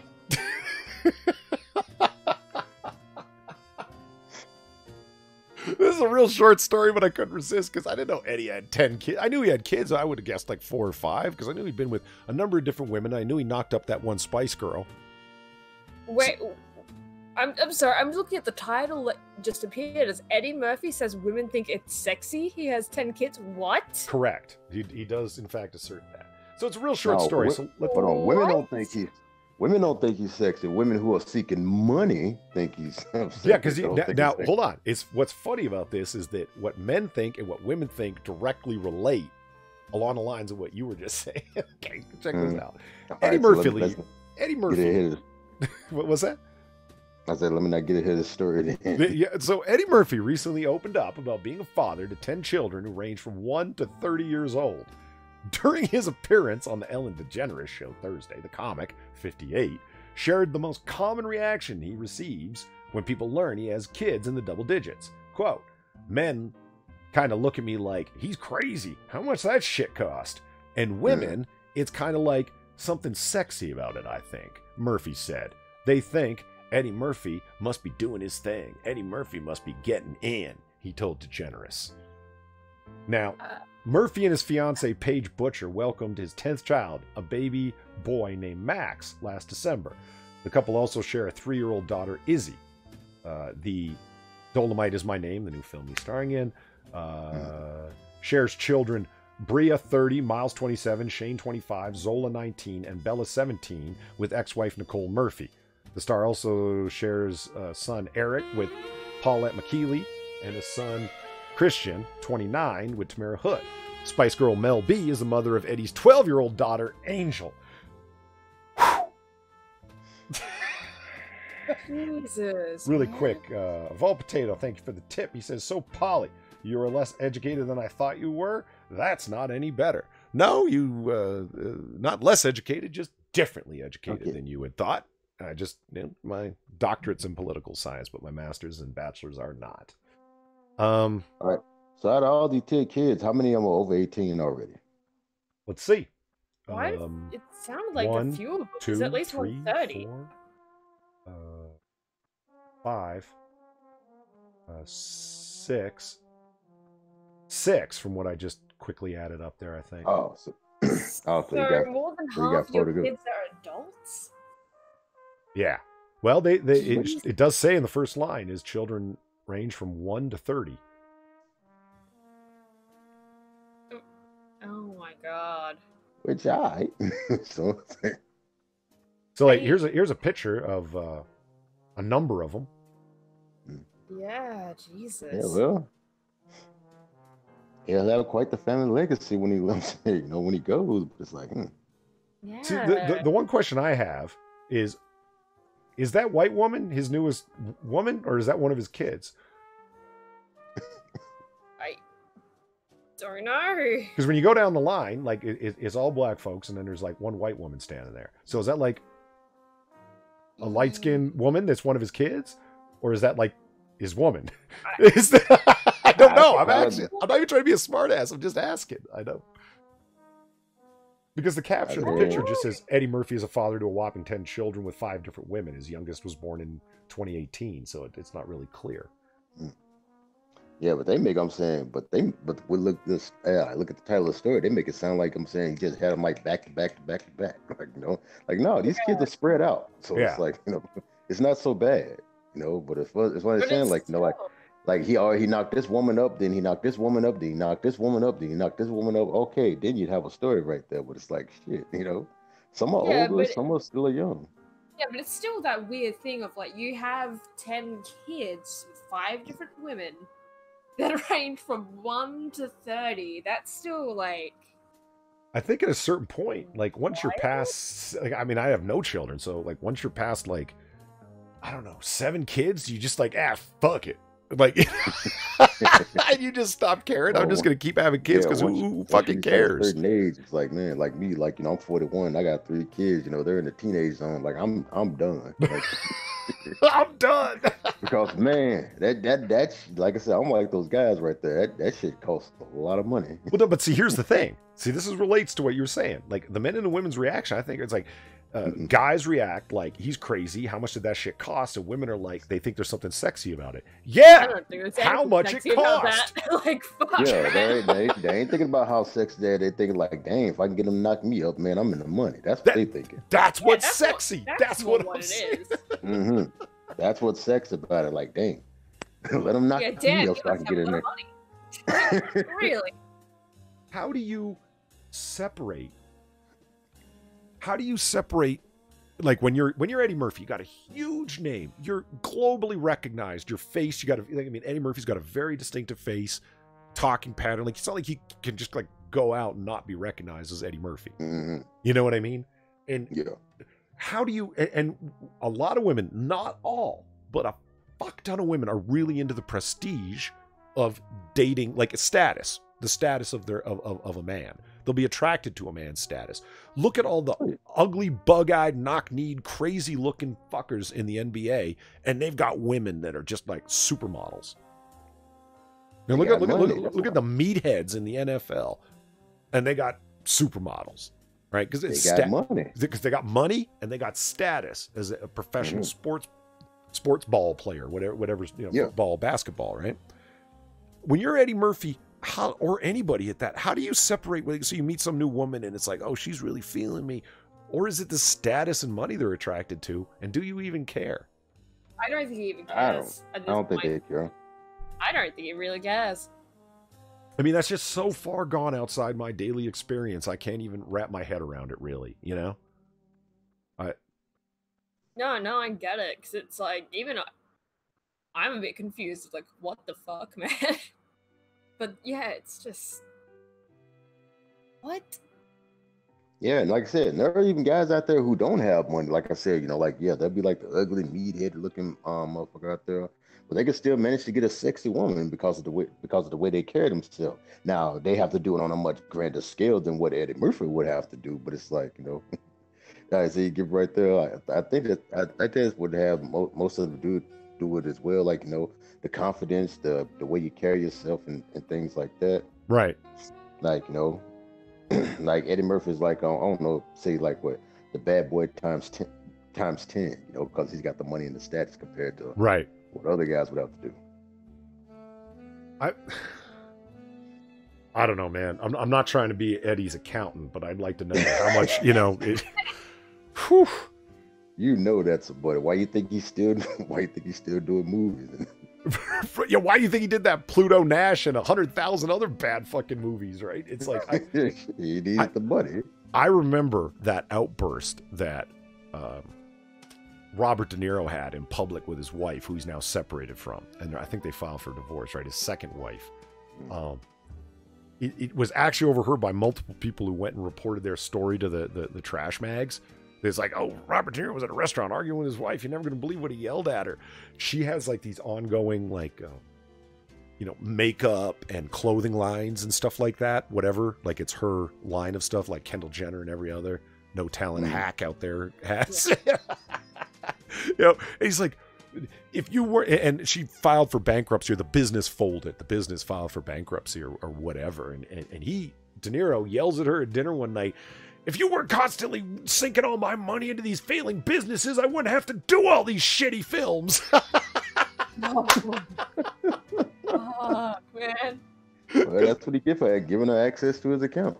Yeah, but when Robert De Niro has that reputation, just like Eddie Murphy does, of, man, you used to be the man. Why do you keep taking these trash roles for like 20 years and 30 years it's been? You haven't made a good movie since the 90s, both of you. And it's, well, with Eddie Murphy, it's 10 kids, and with Robert De Niro, it's a wife with bad business plans. Oh, shit. I especially, I love busting balls on Robert De Niro because, like, don't get me wrong, Robert De Niro's career, like 1990s and back, is like, I am a huge fan of that guy as a younger actor doing 70s and 80s movies in a big way. Raging Bull and fucking Taxi Driver and Heat. And, oh shit, Godfather 2 playing a young Vito Corleone. Like he was the man. Midnight Run. The list goes on and on. I have a DVD collection that's just full of Robert De Niro stuff. But I mean, the guy has been a shitty actor for fucking years, taking trash roles. He even played Fearless Leader in the Rocky and Bullwinkle film, for Christ's sake. Oh, Jesus, I remember that movie. Now, Las Vegas was good. Which one? I like Las Vegas. When it was him, Michael Douglas, Morgan Freeman, and that other cat. Yeah, the old man trip to Vegas. Yeah. That was good. Atheist Icon just mentioned The Irishman. I haven't seen it yet. I've been hearing bad things actually, and that's really disappointing because I'm a big fan of Scorsese's films, and he and Robert De Niro have had a long career together. A lot of films they did together were fucking amazing. So it's I was disappointed to hear that it sucks, but I'm gonna have to judge that for myself. I'm gonna have to see that for myself. Yeah, and Eagle said he saw it and he didn't think it was that good. Yeah, see, I've been hearing that, and it's goddamn. Yeah, and then lest we forget the thing about De Niro, most obvious, him and his whole Trump derangement syndrome. That guy's lost his fucking mind. That's what I'm hating right there. Like I said, and that's what I'm hating. What a lot of these celebrities and things like that. It's like I like their movies, I like the way they entertain and things like that. And then they started pulling this, getting into politics and trying to tell everybody what to do and how they need to act and things like that. And I'm just like, man, fuck y'all. Yeah. Like De Niro, Mark Hamill, Alyssa Milano, especially her motherfucking ass is like, man, those three have lost my respect big fucking time. And what I really don't understand about the surprise of it is it's like, well, this person's saying this, and can't they express their thoughts politically? Well, okay, I was listening to the last little bit of Monkey in the Morning that was like on a number of hours ago, right? And they were talking about Alicia Silverstone and the crazy slut and her fucking autistic fucking man there, the goofy-eyed, washed-up comedian who was in Dumb and Dumber, and they were all like into weirdo parenting, and they're big anti-vaxxers. What's their name? Which one now? The washed-up comedian, the guy who was in Dumb and Dumber. What's his name? Jim Carrey. Jim Carrey. Okay, so he's married and he has a kid with some washed-up ex-slut. I can't remember her name. And they were both big anti-vaxxers because they had a kid with autism, and it The vaccine caused it. The vaccine caused it. And then we're talking about, like Monkey and Jack, we're talking about how bad the anti-vaxxer movement is and the damage it causes and the damage it's currently doing, killing kids in Samoa. Deadly serious stuff, literally deadly serious stuff, right? Killing kids, blinding people, blind press. Our mutual friend, we all know her, stream with her, is blind because of it. And we're not telling her story. She makes that clear. Anti-vaxxing is a stupid thing to talk about. And that's why you shouldn't listen to fucking celebrities tell you their dumb shit. Whether it be medical advice, raising your kids' advice, politics, anything. Like, you're a fucking actor. Why am I paying attention to you? Because you have a measure of celebrity around you. Shut up. Exactly. Like I said, that's the biggest mistake right there. Actually listening to a celeb, when they say anything. I stopped doing that during the 80s when they told us, hey, oh, kids, say no to drugs, don't drink, don't do this such right here. And then what do you see? Next thing you know, they're on TV doing it. I'm saying, again, being arrested for the exact same thing they told my ass as a kid not to goddamn do. Like, really? How you gonna tell me not to do drugs, but yet your ass getting arrested for, fucking drug possession and shit? Yeah. And well, evil one came out, Jenny McCarthy. That's who the washed up slut is. I'm trying to remember. Oh, Jenny. Yeah, but that may be a harsh way to describe her. But come on, you're kind of an airhead moron, aren't you? Aren't you? Jim Carrey, he got a baby with Jenny McCarthy. That's what I heard. That's what they were talking about on Monkey. Maybe I misunderstood what they were saying, but they had a kid together, or maybe they both had separate kids and both ended up with autism. Isn't she married to Mark Wahlberg? Not Mark, but Donnie. Who, the new Kids on the Block guy? Mm-hmm. Really? No, I didn't. I think so. I could be wrong, but it's like, I think the last time I checked, it was her. Well, I mean, would it really surprise you? I mean, it's Hollywood. These people are married and divorced in like fucking 18 months flat. I mean, like, seriously, they change fucking marriages like I change cars. Mm-hmm. That's why I tell them, like, stick to entertainment and things like that. Because when I see them, like, getting into politics and things like that, it's they're either desperate for attention, they're basically auditioning for a brand new role, or they're trying to get, Hollywood's attention. Like, hey, look at me. I support such and such and this and that. And they're like, hey, perfect. I got a script with your name on it. And it's like, that's what I'm saying. Like, okay, y'all are into weirdo fucking religions. You know what I mean? Well, religions. Y'all into weirdo spiritual hoaxes like fucking Scientology. It's like, hey, Samuel L. Jackson, I, like a fuck ton of people, love watching you on screen, man. You've got charisma for days, but you're a Scientologist, so clearly you're a stupid, stupid man. I don't want to listen to your fucking political advice, nor how angry you are at Donald Trump. You're an incredibly talented actor. There's no question. It's so much fun to watch you act, but you're dumb. I guarantee you. What's that? No, so I guarantee you, give them by the way, 2 or 3 years, all these people who claim that they hate Trump gonna be friends with that damn dude once he's out of office. When there's someone else to call a white supremacist, I mean, when there's somebody, like I said, such and such is the president now, and they don't like him, so let's go bash him and things like that. Hey, Donald, how you been doing? It's been a long time. No hard feelings. I know how these motherfuckers work.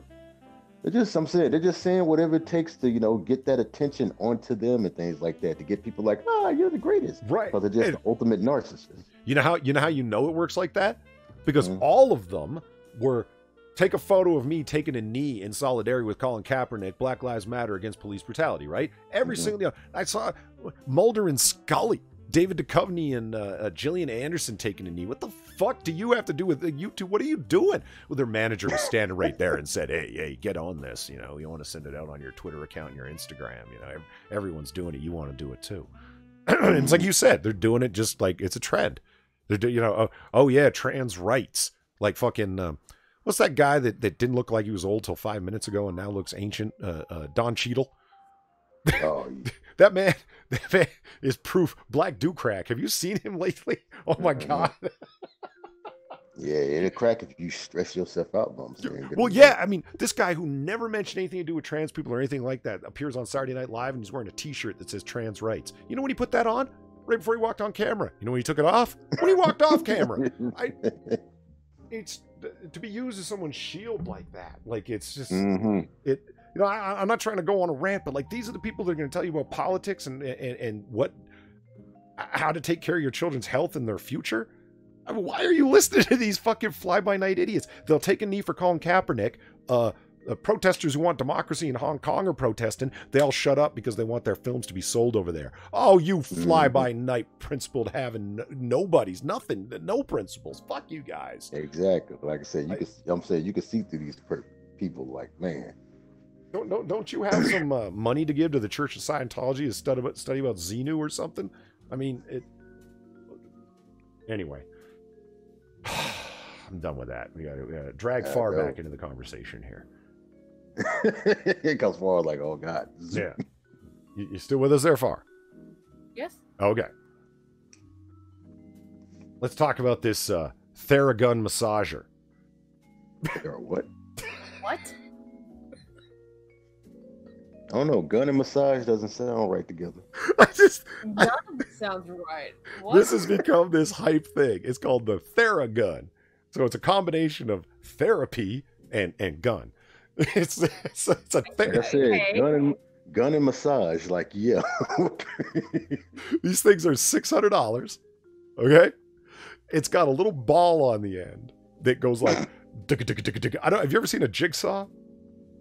Yeah, but oh God. It's a jigsaw with a ball in place of the blade.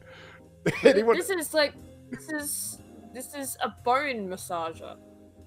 Yeah, so like that little ball is like, it's like a stress ball. It's like soft but still relatively firm rubber. And you go down your thigh or whatever's aching, whatever. And that fucking thing's $600, man. Thank you, Zeltor. I'm with him. Like I said, that's a glorified vibrator. It absolutely is. Holy fuck. And that is straight up. See, Ryan Walters says Theragun again. Yeah, this is everywhere, and it kills me because it's just like, yeah, I know. I got a strong suspicion. If I were to go over to what's her name's Goop site?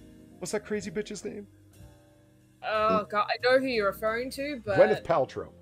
If you were to go over to Gwyneth Paltrow's site, you'd see the fucking this thing there, but a specialized Goop edition in pink, and it's bejeweled, and it's gonna be like $7,000. Yeah. Oh yeah, probably. Blessed by Swamis in the Sacred Valley or some bullshit that she's trying to sell you. But yeah, Zelda is right though. It is a glorified vibrator, basically. Yeah, and of course, it's absolutely what it is. And that ball on it vibrates. It doesn't just pound. Like, so this is a differently shaped Hitachi vibrator. That's it. That's all it is. Okay, and when I'm reading the articles and people talking about it, everybody is avoiding saying that this thing is a clit stimulator. There, I said it. Everyone's avoiding saying it. This is what it is, though. That's exactly what it fucking looks like. But hold on. But I wouldn't be putting it down on my clit. Just saying. But oh my God. I just when you read it and you see the links, like, I'll just read the article real quick. This is from the New York Post. 5 Theragun massager alternatives that won't break the bank. And the idea is everybody wants one of these things. You know what I mean? So here we'll offer you some alternatives that are like this, but not as expensive, right? And so it's the holiday season is supposed to spark joy. I see what you did there. But more often than not, it just stresses us out. And all along with that stress comes aches, pain, and discomfort. Fortunately, you can give your muscles an early Christmas present. You deserve it. With these massage guns on sale, these guns use percussive therapy, girl, to deliver deep tissue relief. I kind of want the first one to be just like a straight up vibrator. Like that's just straight up like. Well, the Theragun. It's a gold standard massage therapy gun. It definitely. I can't keep reading gun in there and not want to laugh, man. Well, that's a little ridiculous. Oh shit! Yeah, it's like a deck tray got it. It's like deep tissue massage, girl. I'm gonna come over and deeply massage them tissues. You know what I mean? Yeah. Jesus. Okay. Here are 5 worthy alternatives, all on sale for under $260. Don't worry. They'll still get the job done. Look at the first one. I fucking love it so much. Look at that fucking thing. Oh, great. I have to wait for it. Well, I'll start reading it. With 6 adjustable speeds, 4 included head attachments for hours of battery-powered per charge. The Exo Gun puts the power of customizable percussion massage in your hands. It sounds like a fucking vibrator. But look at it. They actually shaped the motherfucker like a gun. I fucking love it so much. It's... Oh, Lord. Fuck. Oh my god. Look at they got the little pitchfork head, and then they got the clit pounder and the clit pointed actuator. Like, I don't know what I don't... I don't... Oh my god. Oh my god. That's all I got. Holy fuck. That's the funniest looking one, because, I mean, it's shaped just like a phaser. I mean, it really is. Like, that's straight out of 1968 Star Trek, the shape of it. I love it so much. If you recolored that with the ball on the end, like, you repainted that, you could make that look like, you know, some, like, shitty futuristic laser gun or something. Yep. You know? Yep. Like, all it needs is a repaint on it. That's so dumb. I defy you to just, like, no, you invite your girl over, you know, and you're like, oh, baby, you want that massage I told you about. It's like, oh, yeah, my back is aching, whatever. I had a hard day standing around in these high heels or whatever. And you whip that thing out, and you're like, yeah, girl, lay down. When it turns on, you know? It's... Yeah, that is the sexiest thing ever. You know, get one of those things. I was like, oh, yeah. I'm gonna get massaged tonight. Like, what the fuck? And it's manufacturer suggested retail price is $599. Sale price $119. That's still not cheap. What's with the markdown? Is this supposed to be like a commercial for all these different products? Well, that's basically what it is. But we're laughing at this thing. So it's like, the Vortex is a small but mighty massage gun that gives you the power to bring relaxation and relief to your entire body, girl. Just replace massage gun with vibrator. It comes with 2 ball massager attachments and a cone massager to help tackle those hard to reach areas. Excuse me? That's what it says. What?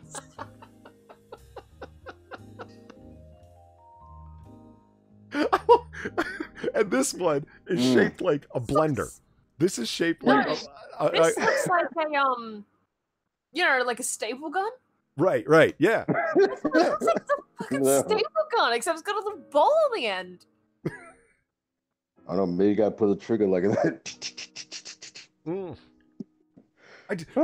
I'm not gonna go like look at this, because like I said, it's like a jigsaw. It's like percussive force, so that ball vibrates as well as going up and down. I swear I'm not gonna be able to watch that ball do like at like 600 RPMs and not laugh my ass stupid.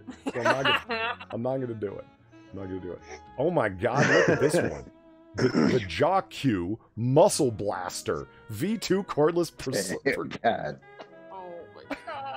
This cordless massage gun may be small, but it exerts up to 56 pounds of pressure that can tweak to ease any ache or pain in your body. You can choose between different frequencies, amplitudes, and torque. God damn! That's... Oh my god. What the fuck is that thing? Look at the shape of it, man. I know! This looks like a club. You know?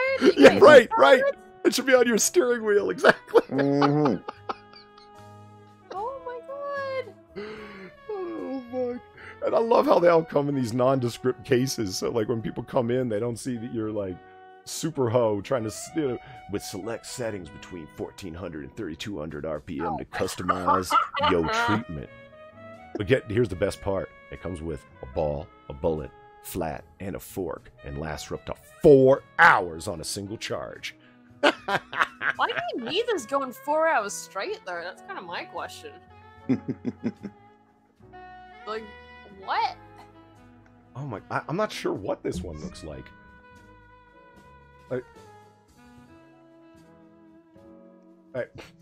This is the Evertone Prosage Deep Tissue Massager.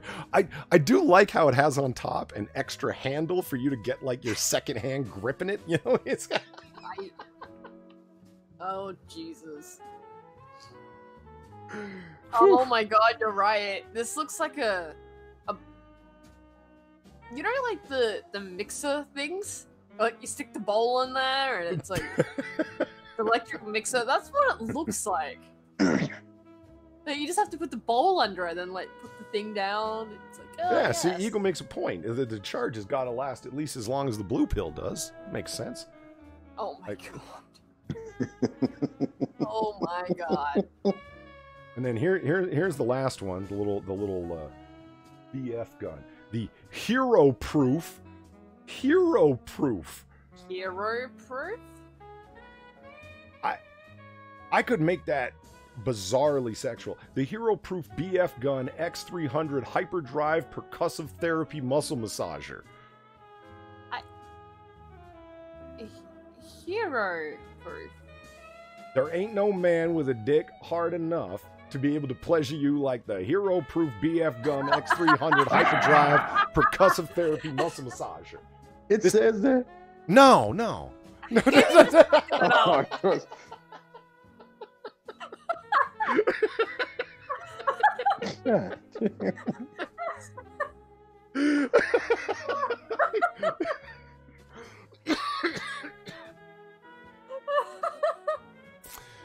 Whew. No, it does not say that. Holy shit.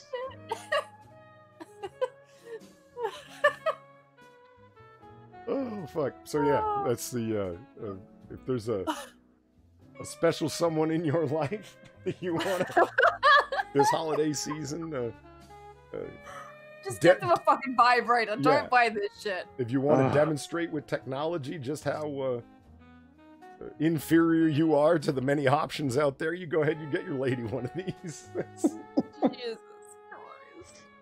Christ. See what you know what I don't understand about this, and what actually kind of annoys me. You're not going to see 6 different options for a vibrating, flashing fleshlight on here. New York Post. I mean, we know what you're up to. We know what these things are sold for and used for. Exactly. Everybody fucking knows. Oh, God. But you're not going to see a whole bunch of fucking pussy-shaped vibrating flesh pockets on here, are you? It's the men are being left out, is what I'm saying. I just.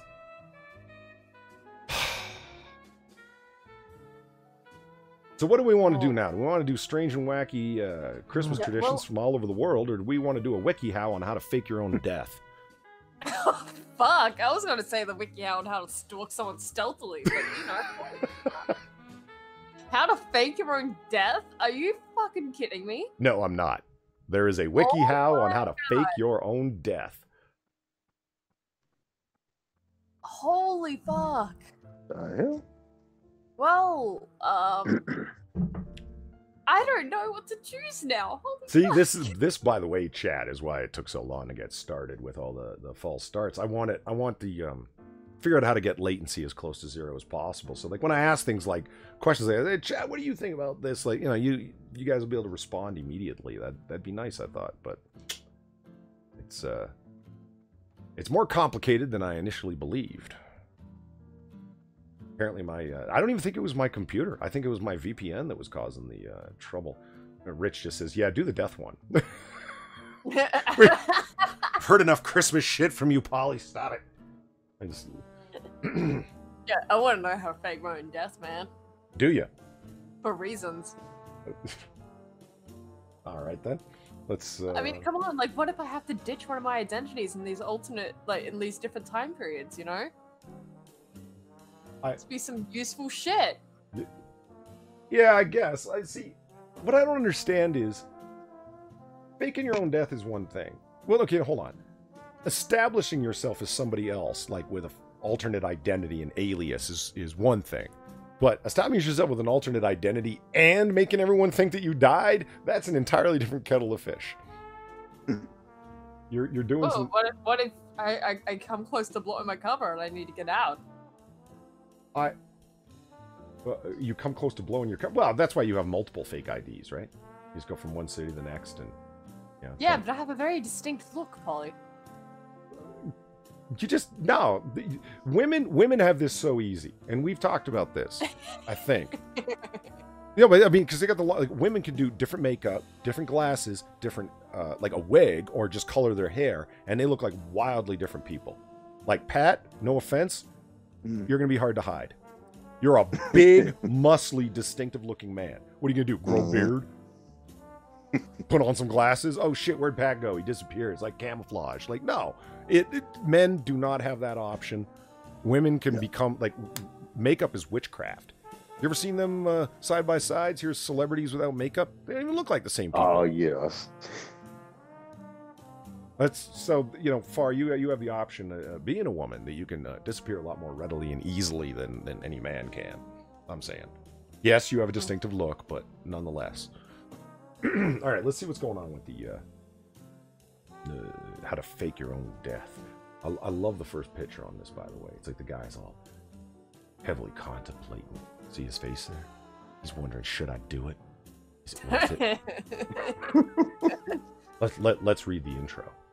Whether you're running from the cops. Oh, really? That's how it's starting? Oh my god. Who's reading this and running from the cops? I'm just saying, if you've committed some kind of crime that's serious enough that you're on the run from the cops and thinking about faking your own death, what the fuck brought you to WikiHow in order to learn how to do it? Right? Holy fuck. This is like how they catch people committing crimes, they look at their internet history. It's like, oh yeah, they're looking up things like how to fake your own death and how to dissolve a dead body. Like, fuck, man. See, I actually did go around looking for how to hide a dead body, like how to dispose of a dead body. Maybe there were some ideas I hadn't thought of, and all I could come up with, you see over here, is how to handle finding a dead body. Okay, spoiler alert, the answer is call the cops. That's how you respond to finding a dead body. Yeah, that's actually what they say in the article, apparently. Yeah. It's boring.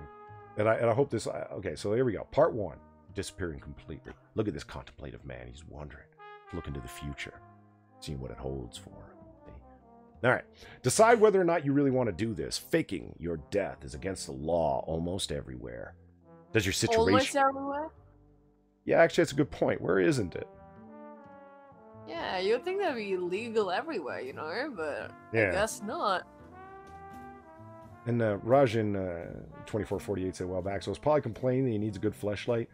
No, I'm arguing on behalf of men who might. Is what I'm saying. It doesn't make sense that women should be able to have electric cordless 3600 RPM pussy pounders available to options through the New York Post, and a man has to go read like back pages of porn mags to find advertisements. This is sounding more and more like you want a fleshlight. Is that what you want for Christmas? I'm arguing on behalf of men here. Men who might want such an item. Okay? Right? I believe you, right. Yes. No. See, I don't need a fleshlight because I know how to show up with the... What was it called? The X300 deep tissue pussy powder. I show up and I'm like, damn, girl, why don't you lay down and I'll... I'm just imagining this arm coming up to this woman, like, with one of those things in hand that's like half its body size, and we're like, damn, girl.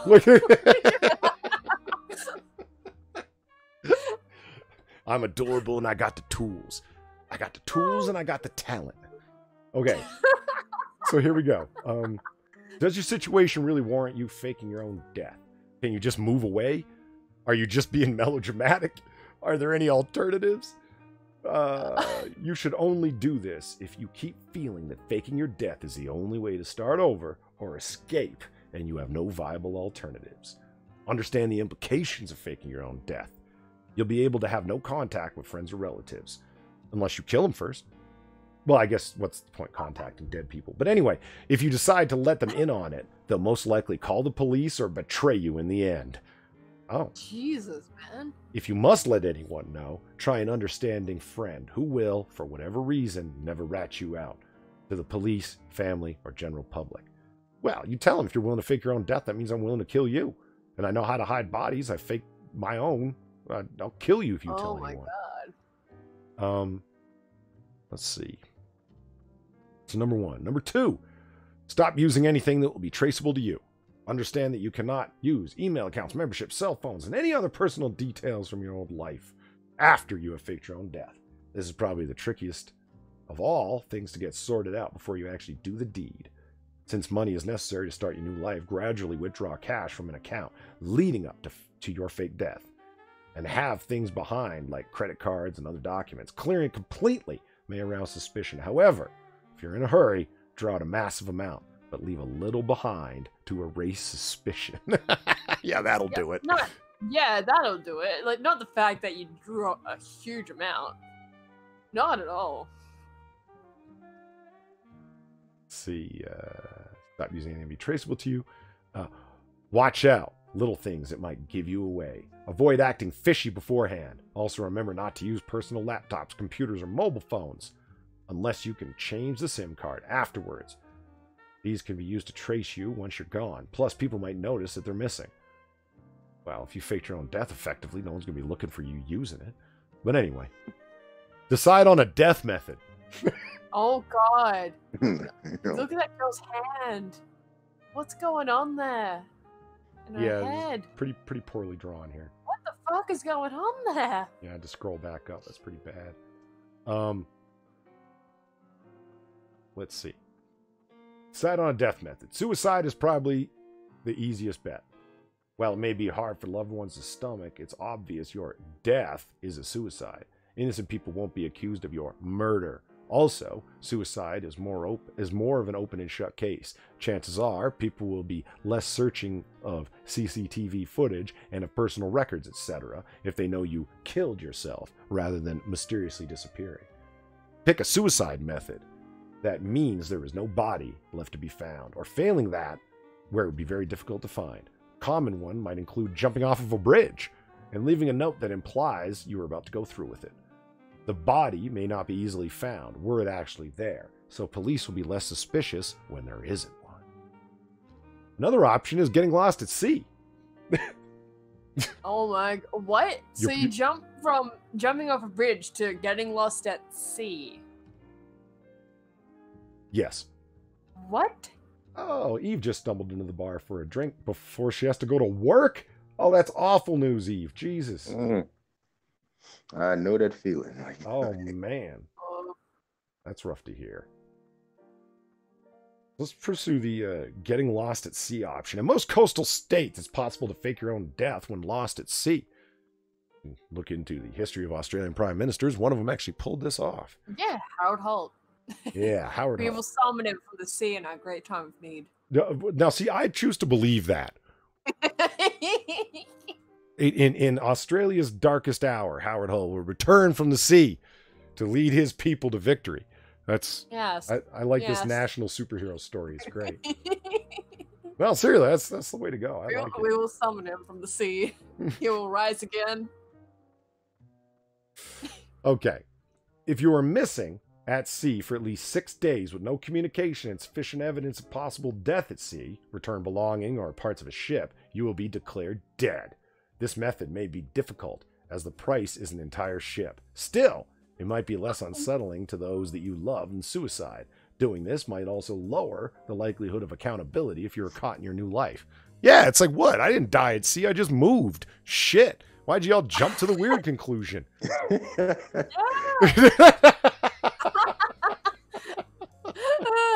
Jesus.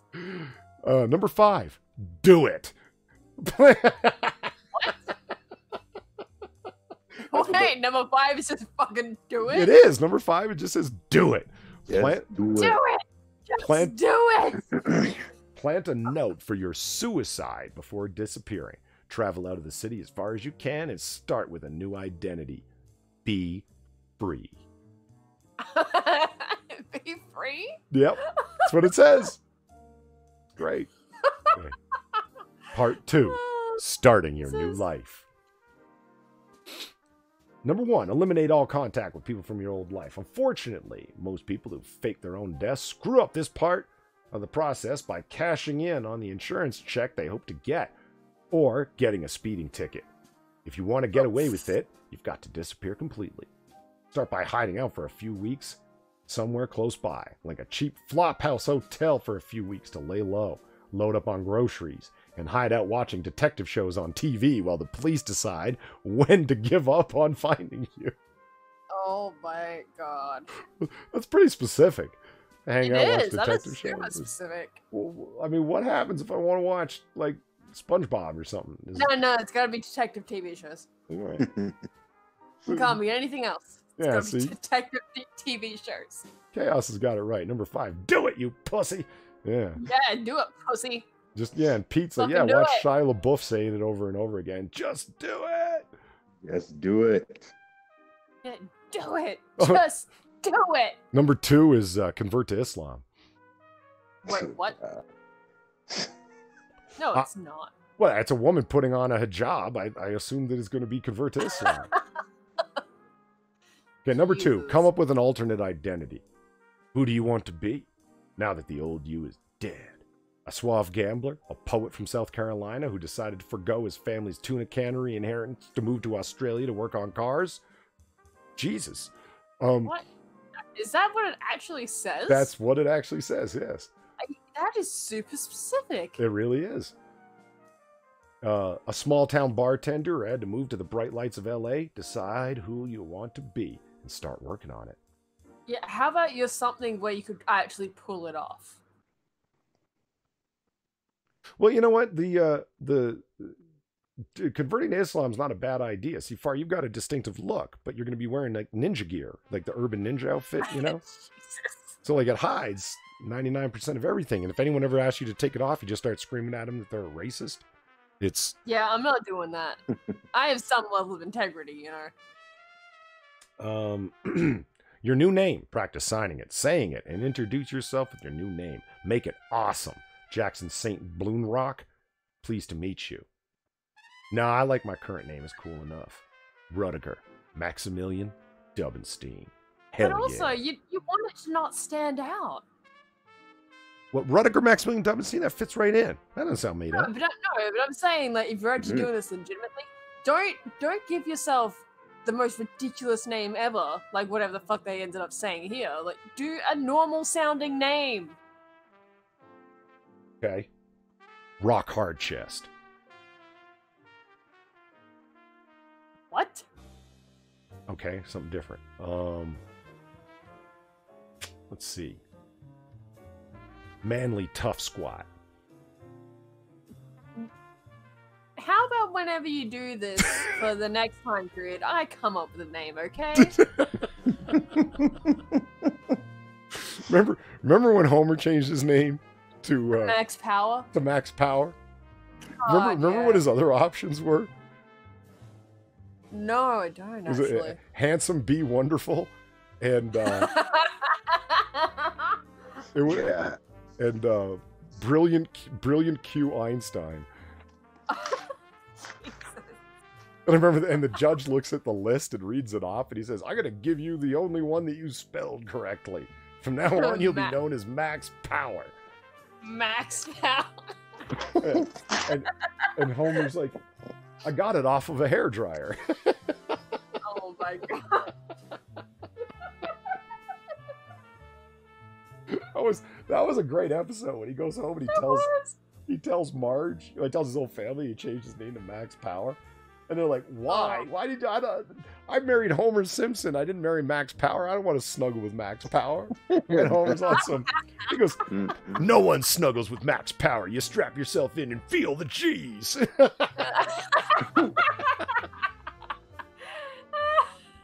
Oh fuck, that was a super classic episode. Like Mr. Burns actually starts noticing him and learning his name is Max Power.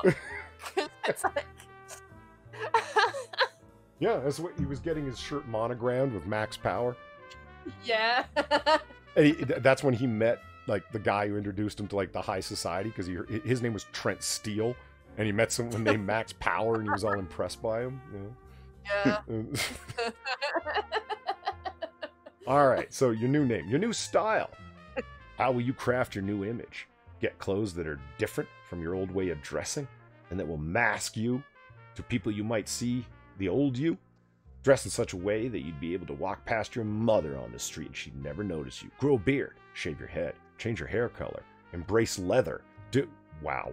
What? Embrace leather? Embrace leather. Embrace leather. You know, my mother saw me in a leather vest and chaps, she wouldn't even know me. You know, like this how? goes up like the gayest man ever. Never noticed. Mm-hmm. God. Your story. What will you tell people about yourself? How will you introduce yourself? How can you get away with masking your old identity when you meet new people? Oh, I'm used to doing that. My whole life is a lie. All right, make fake ID. The whole life is a lie. It's from it's George Costanza's line from Seinfeld. It's like, George, they're gonna polygraph you. And he's like, I'm not worried. My whole life is a lie. Right. Okay, number 3, make fake ID. Once you've gotten your new identity hammered out, using to introduce yourself as Horace McGillicuddy, find out or consider crafting your own fake documents that'll let you start your new life.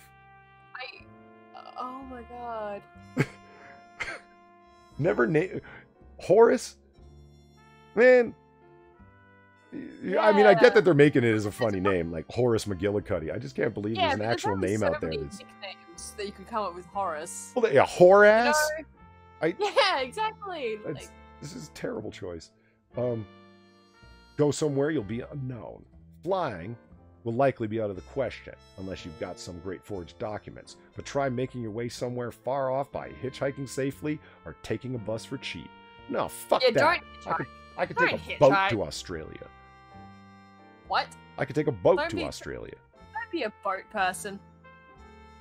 No, I could. No, they wouldn't accept me. Christmas Island. No, don't be a boat person. Christmas Island's a wonderful place. Yeah, but you wouldn't see it. You'd be in the detention center. Yeah, good point. Like, really, man? Huh. Okay, number 5, working under the table. Declaring taxes will be difficult, so start dealing drugs immediately. What? I'm just kidding, it doesn't say that. Yeah. Declaring taxes will be difficult, so start working under the table and staying on the move, and it'll keep you relatively safe. Consider working migrant labors? Consider working migrant labors? Are you trying to say that manual labor, you think of it as migrant labor? Is this a nicer way of saying do Mexican people jobs? That's what Damn far. Holy shit. No, it's all I'm gathering from this. Like, that's pretty, fucking yikes, you know? Yeah. Yeah, that was pretty rough. Do what Diabos do. Jesus. Let's see. Consider working migrant labors, heading west, unless, of course, you live on the west coast, in which case you'll just end up in the ocean, and checking out farm labor or other contract work that'll be easier to get away with. And under the table, mushroom picking in Oregon or California can be lucrative, as well as detasseling in India or peach picking in Georgia. Move around and see the country. What's detasseling? So, like, taking tassels off of things? I don't know. I've never heard that word before. I'm sure someone in chat has. They'll inform us shortly, I'm sure. Number 6, lay low. Becoming a public figure probably isn't the best idea. Get ready to live a quiet and simple life, socializing little and maintaining a mysterious mist around yourself. Because that totally won't inspire people to ask questions. No, not at all. When people start to get close to you, it's time to move on. This is funny. Sounding more like some kind of old west cowboy, you know, like when they get too close, it's time to move on. Yeah, I've gotten too comfortable here. Picking up my lever gun, my horse, my revolver, moving on to the next town. Stay away from tourist locations and landmarks. There will be cameras everywhere that may capture your image. Moreover, there's an increased chance that some of those vacationers knew the old you. Wear a hoodie drawn over your forehead if you don't want to be seen clearly. Okay. Community Q&A. Could I stalk people through fake social media accounts to see if they're still looking for me? Sure, but don't Okay. friend them. Don't comment on their posts. Don't fave, like, retweet them, etc. Be very cautious. What if I want to get remarried after faking my death? Or get married after faking my death? Getting married can be risky, but you don't have to get married to bond yourself with someone. Just knock them up. I'm kidding, it doesn't say that. Tell them but like, wouldn't that also be suspicious, you know, of like, yeah, we just can't get married, you know? Well, no, they give you an excuse right here. Tell them you don't believe in legal marriage and just get them to agree to a common law situation. Oh, Jesus. No, baby. So You don't need no about ring to be my wife. We get To be married in the eyes of pretentious God. God. It's not that you just want the draws and they want to move on. It's not that at all. Can I still run for president if I fake my death? Oh. You Why? could. Oh, God. Can I run for president? I love that that's what's on this person's mind who asked that. That's great. Like they ain't gonna recognize your ass then. Oh, my You God. ready for the answer? If I'm waiting, Far's caught her breath over there. Can I run for president? Yes. Can I still run for president if I fake my death? 116 people found this answer helpful. Okay? God. You could, but the truth would eventually come out, and it may cause you to look untrustworthy. May? May. Jackson said May. Fuck. Boy. Oh, I love that that's even a question that someone thought up. Holy fuck. Oh, Circus Zero. Okay. Detrestling is pick the top off corn stalks before they mature, so they don't cross pollinate. That's the tassel. Ah, okay, cool. Okay, yeah, it's farm work in a particular kind of farm work related to corn. Huh. All right then. And then Circus Zero says, I did corn detasseling when I was 13 or 14, and it's a shit job. There it is. Yeah, I wouldn't doubt. Next question is, why should someone fake their own death? Some people might do it for financial reasons, like to escape a large debt. Others might want to do it to completely leave their lives behind. Fuck, I can't talk. And start over somewhere new. It's, yeah. What if I have a paper due tomorrow? 235 people found this answer helpful. Write your paper. Faking your death is a lot harder than writing a paper. What? So this person was considering faking their own death instead of doing a paper? Yeah. Holy fuck, man. Usually people think of doing other things instead of doing the paper first, you know? Can I buy a new computer/phone after I fake my death? Yes, as long as you put nothing under your past identity. Yeah. Would it be helpful if I learned a different language? Absolutely. However, don't enroll classes under your own name or don't officially graduate. It's suspicious if you disappear and they check and you graduated from Dutch classes. They'll go look for you in Amsterdam. You could learn Dutch to just throw them off your scent and go to Italy instead.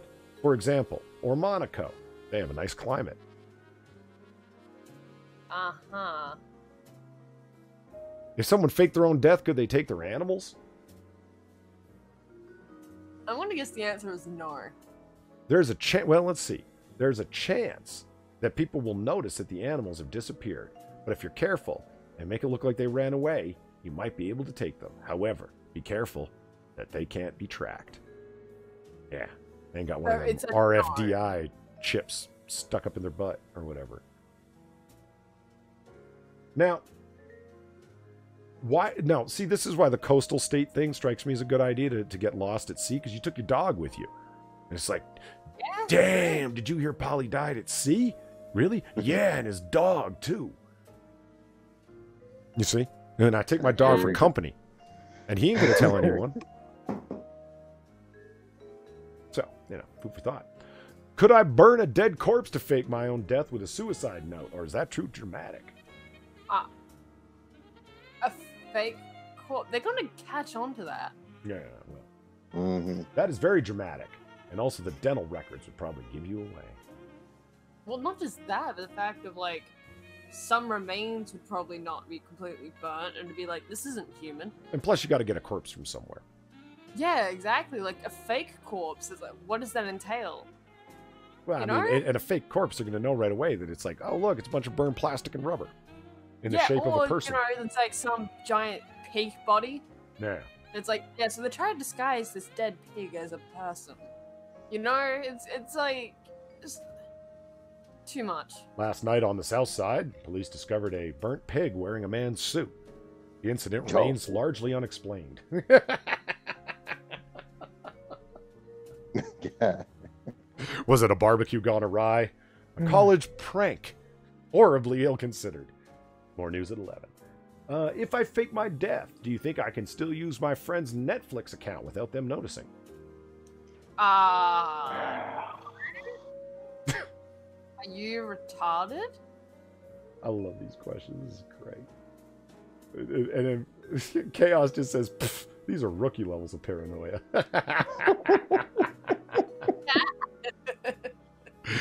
Oh, shit. So that's it. That's the last question on how to fake your own death. That was actually a pretty entertaining wiki how. That was a wild ride. Yeah. Holy fuck. That was fun. So, luckily, I don't have to do any of those things. I can just, you know, I am a time-traveling bartender. I'll just go back to some... You know, I'll just stay here in 1942 or whatever, you know? Run for president back here. Fuck you, Harry Truman. Mm-hmm. Right. We can't fuck with history that much, Polly. Come on. Nah, it'll be fine. No. Harry Truman was actually only liked decades later. At the time, he was a very disliked man. So I'll be that guy. You want to be the disliked president? No, I just won't do what Harry Truman did. That made him disliked.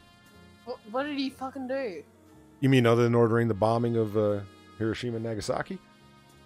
Oh, it was that guy. Well, it wasn't even really... Yeah, he was Franklin Delano Roosevelt's vice president, and then Roosevelt kicked off very early in his fourth term, and which is the reason why there's a constitutionally required 2-term limit now. Motherfucker. Didn't want to follow Washington's advice. Oh, Sinatra's here. Fuck, shut it down. Nope. We're just... I'm just kidding, Sinatra. We actually brought you up a little while earlier. We were talking about Southern Italians, and you're the most disreputable one I know. Let's see. We have a... I don't know. We've been open for a while. I think we actually might shut it down. My throat's getting a little so. My throat is getting a little sore. Yeah, it might be time. Yeah. Now it looks like we're all trying to run from Sinatra. Quick! He's gonna rat us out to the police. Gonna call the fuzz. Let's go. All right, so there it is, ladies and gentlemen. I want to thank everybody for coming by and patronizing Noir Bar tonight. It was a good time. It was fun. It is the Christmas tide season, so we'll be doing a lot more streams. Hopefully Sinatra will be able to get here a little bit earlier. I know he's been up for hours, like 9 a.m. I think he's in the same time zone I am. No, he's not. It's only 8 a.m. where he's at, I think. Anyway. Yeah, he's in my zone. Okay. Yeah, so anyway, thank you for coming by Noir Bar tonight. I want to especially thank Pat and Far for keeping me company at the bar. Paula, Sinatra saying, check your... Wait, he's yelling. Your DNS. Or is he trying to say your DMs?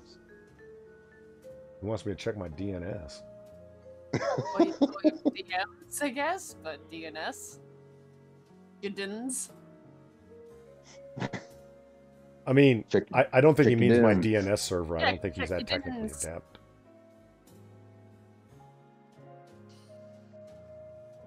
Hold on, it's loading. Did he send you like a horse cough or something? If I open up my DMs and there's a picture of a horse cock in here,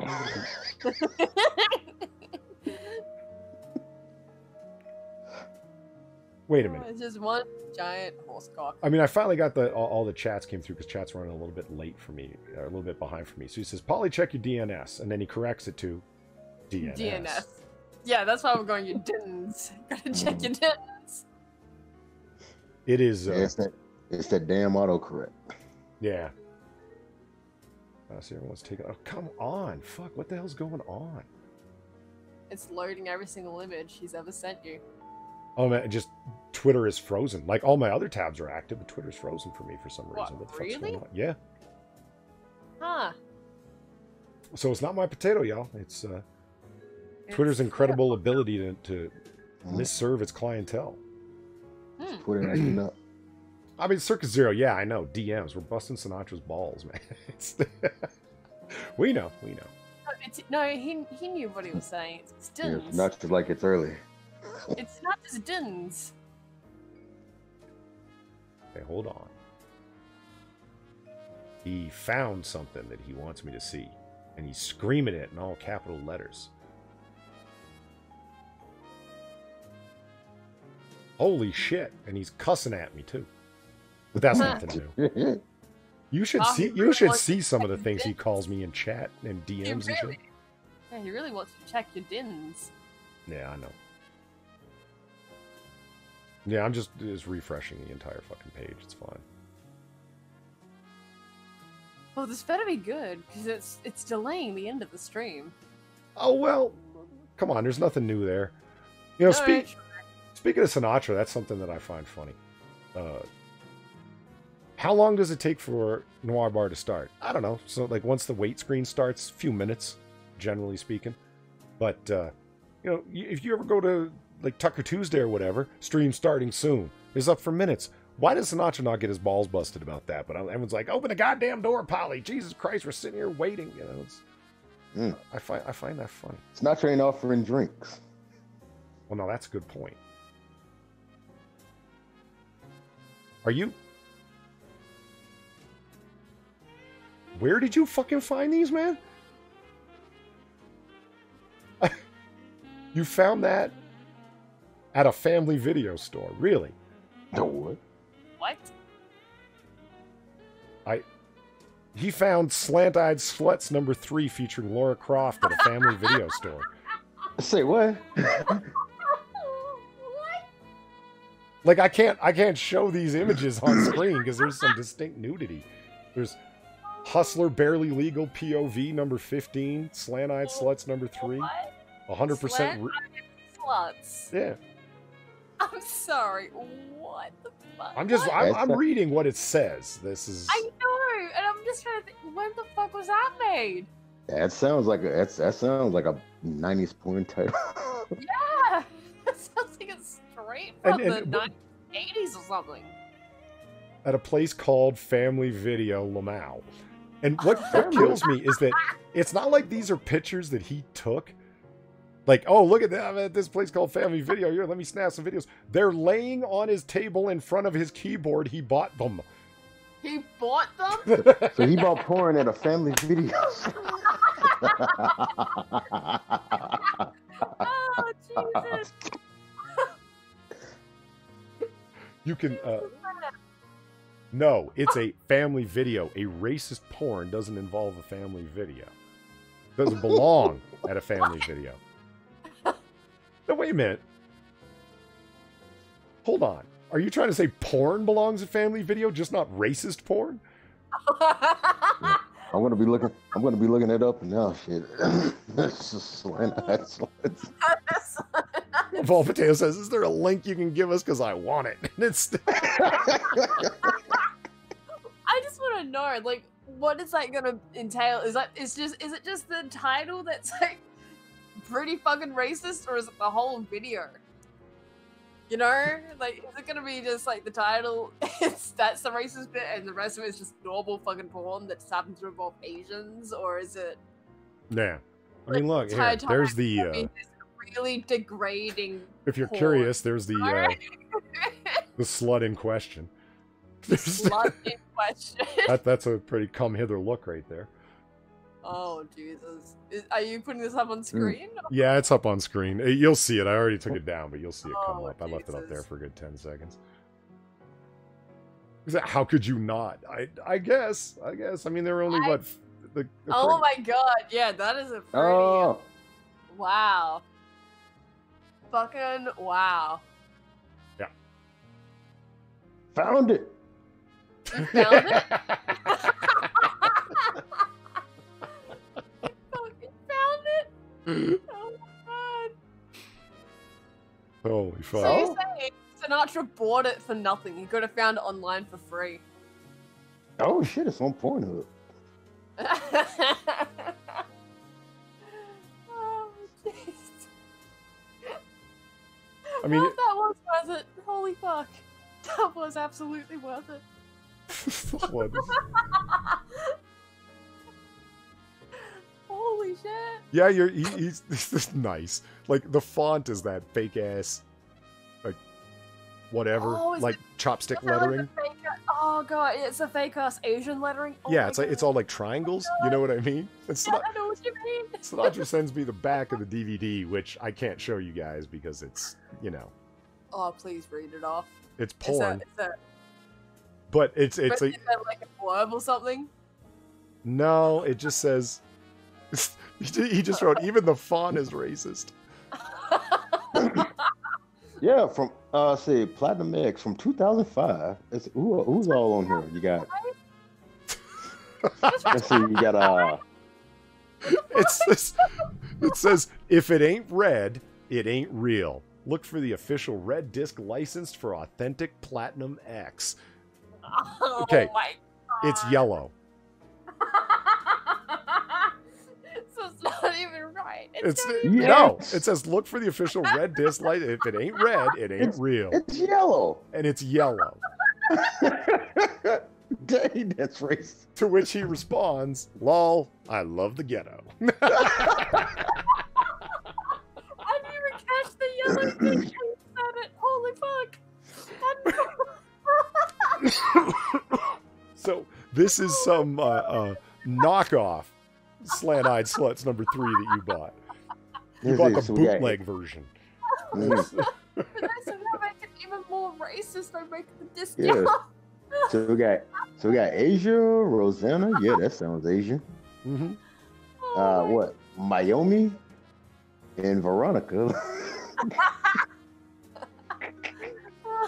Sierra Ling, Timor Cash, Tia Takana, Oh my Kiari God. Lee, Tia, and Tia Lana Tanaka. Croft.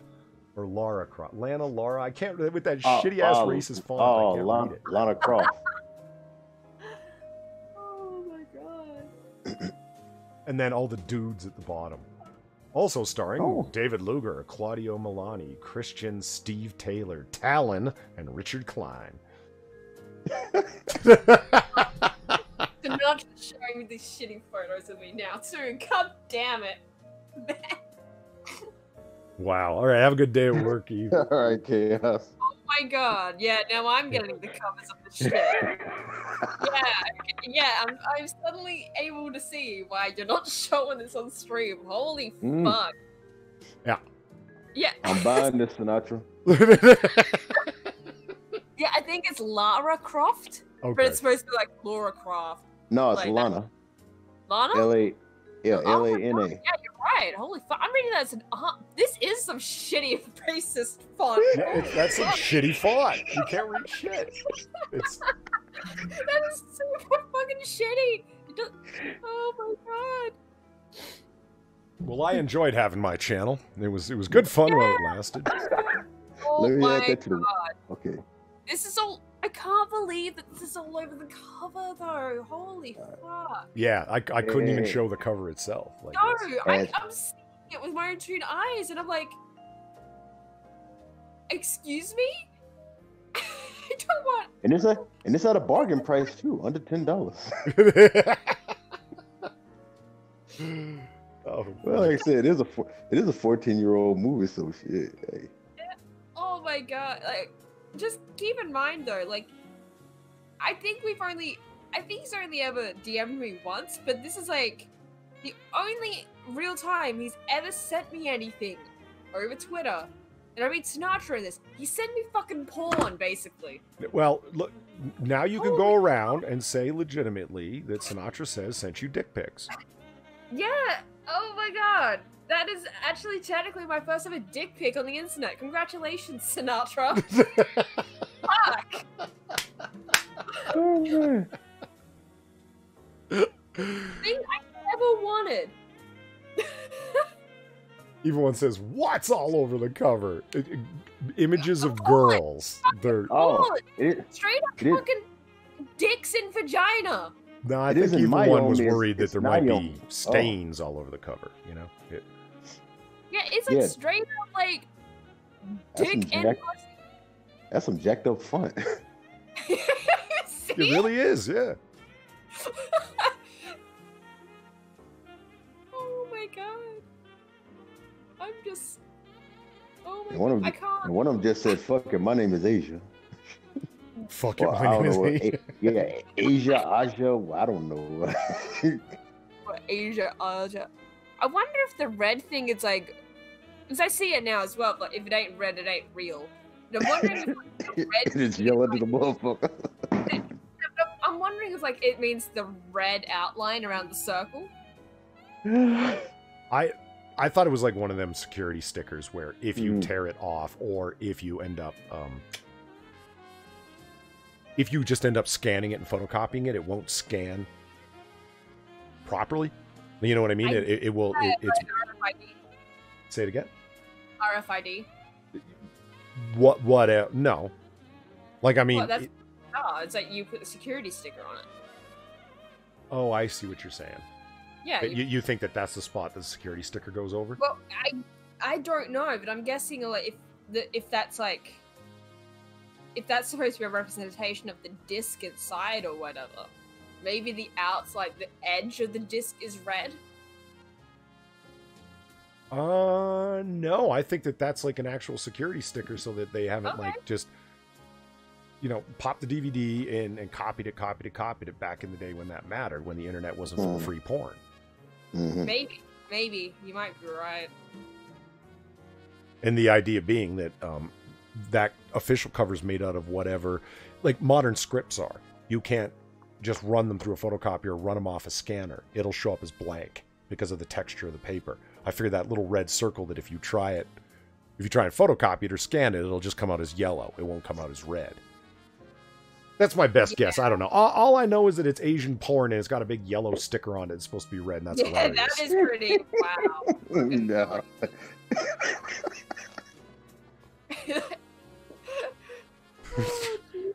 Leave me alone with my racist humor. It's funny. Okay.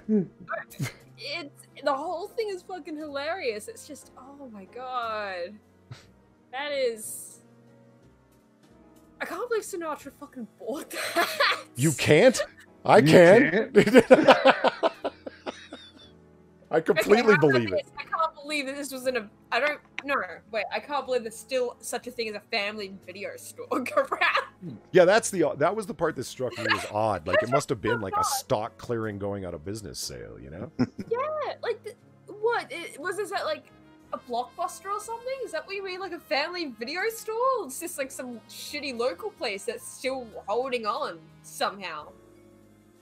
It's got to be a single one-off store. Blockbuster closed like, fuck, I don't know, 15, 20 years ago or whatever the hell. Like it. Yeah. All right, well there it is. We've gotten that out of the way. Yeah, it was worth the wait. God, yeah.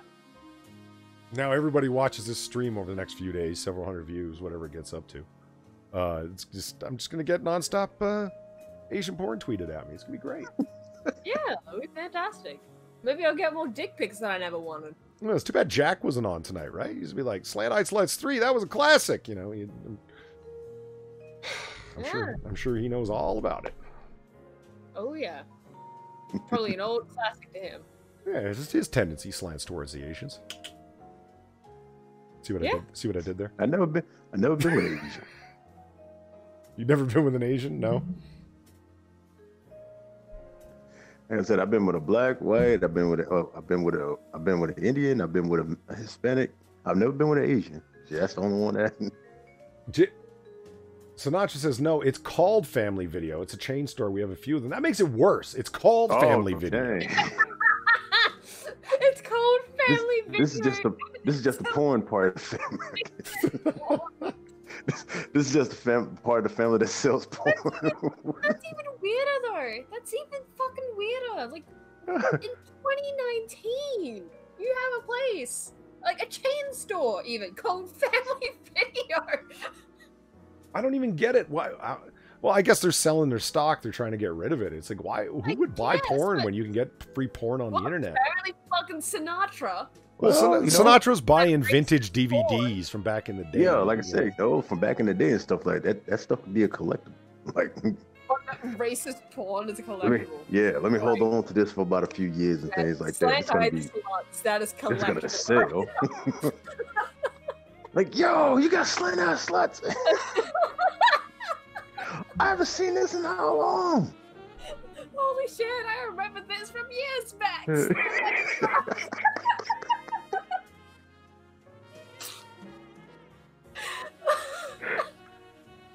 Well, see, I was okay. Sinatra says like I haven't got the link yet. I wasn't even gonna send the link because we were so close to closing down. Yeah, we're pretty much closing down. I mean, you always got a reserved spot at the stool at the bar, man. But it's like I said, we were just closing down, so I didn't see the point. But I'd like to hear that context. But we're gonna be streaming tomorrow night, definitely. Yeah. So it's if you're up early enough, yeah, man. Like I said, you always got a reserved stool at the bar. Mm-hmm. So there it is. I want to thank all the patrons for coming by. I want to thank Pat and Far for keeping me company at the bar.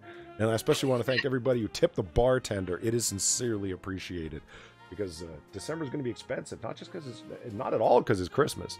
I don't want you guys tipping me so I can pay for my presents that I'm giving people. That's not it. I mean, life. I mean, fucking food and shelter and dental work is expensive. You know what I mean? Yeah, you know what I mean.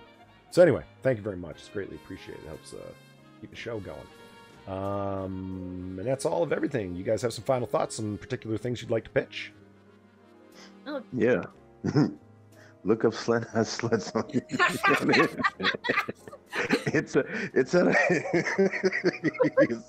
at a great marketed price for the Christmas season. You're pitching porn? Slant-Eyed Sluts is fun for the whole family. Jesus Christ, I'll fucking wait. No, buy my shit. Yeah. All right, but on the real though, y'all.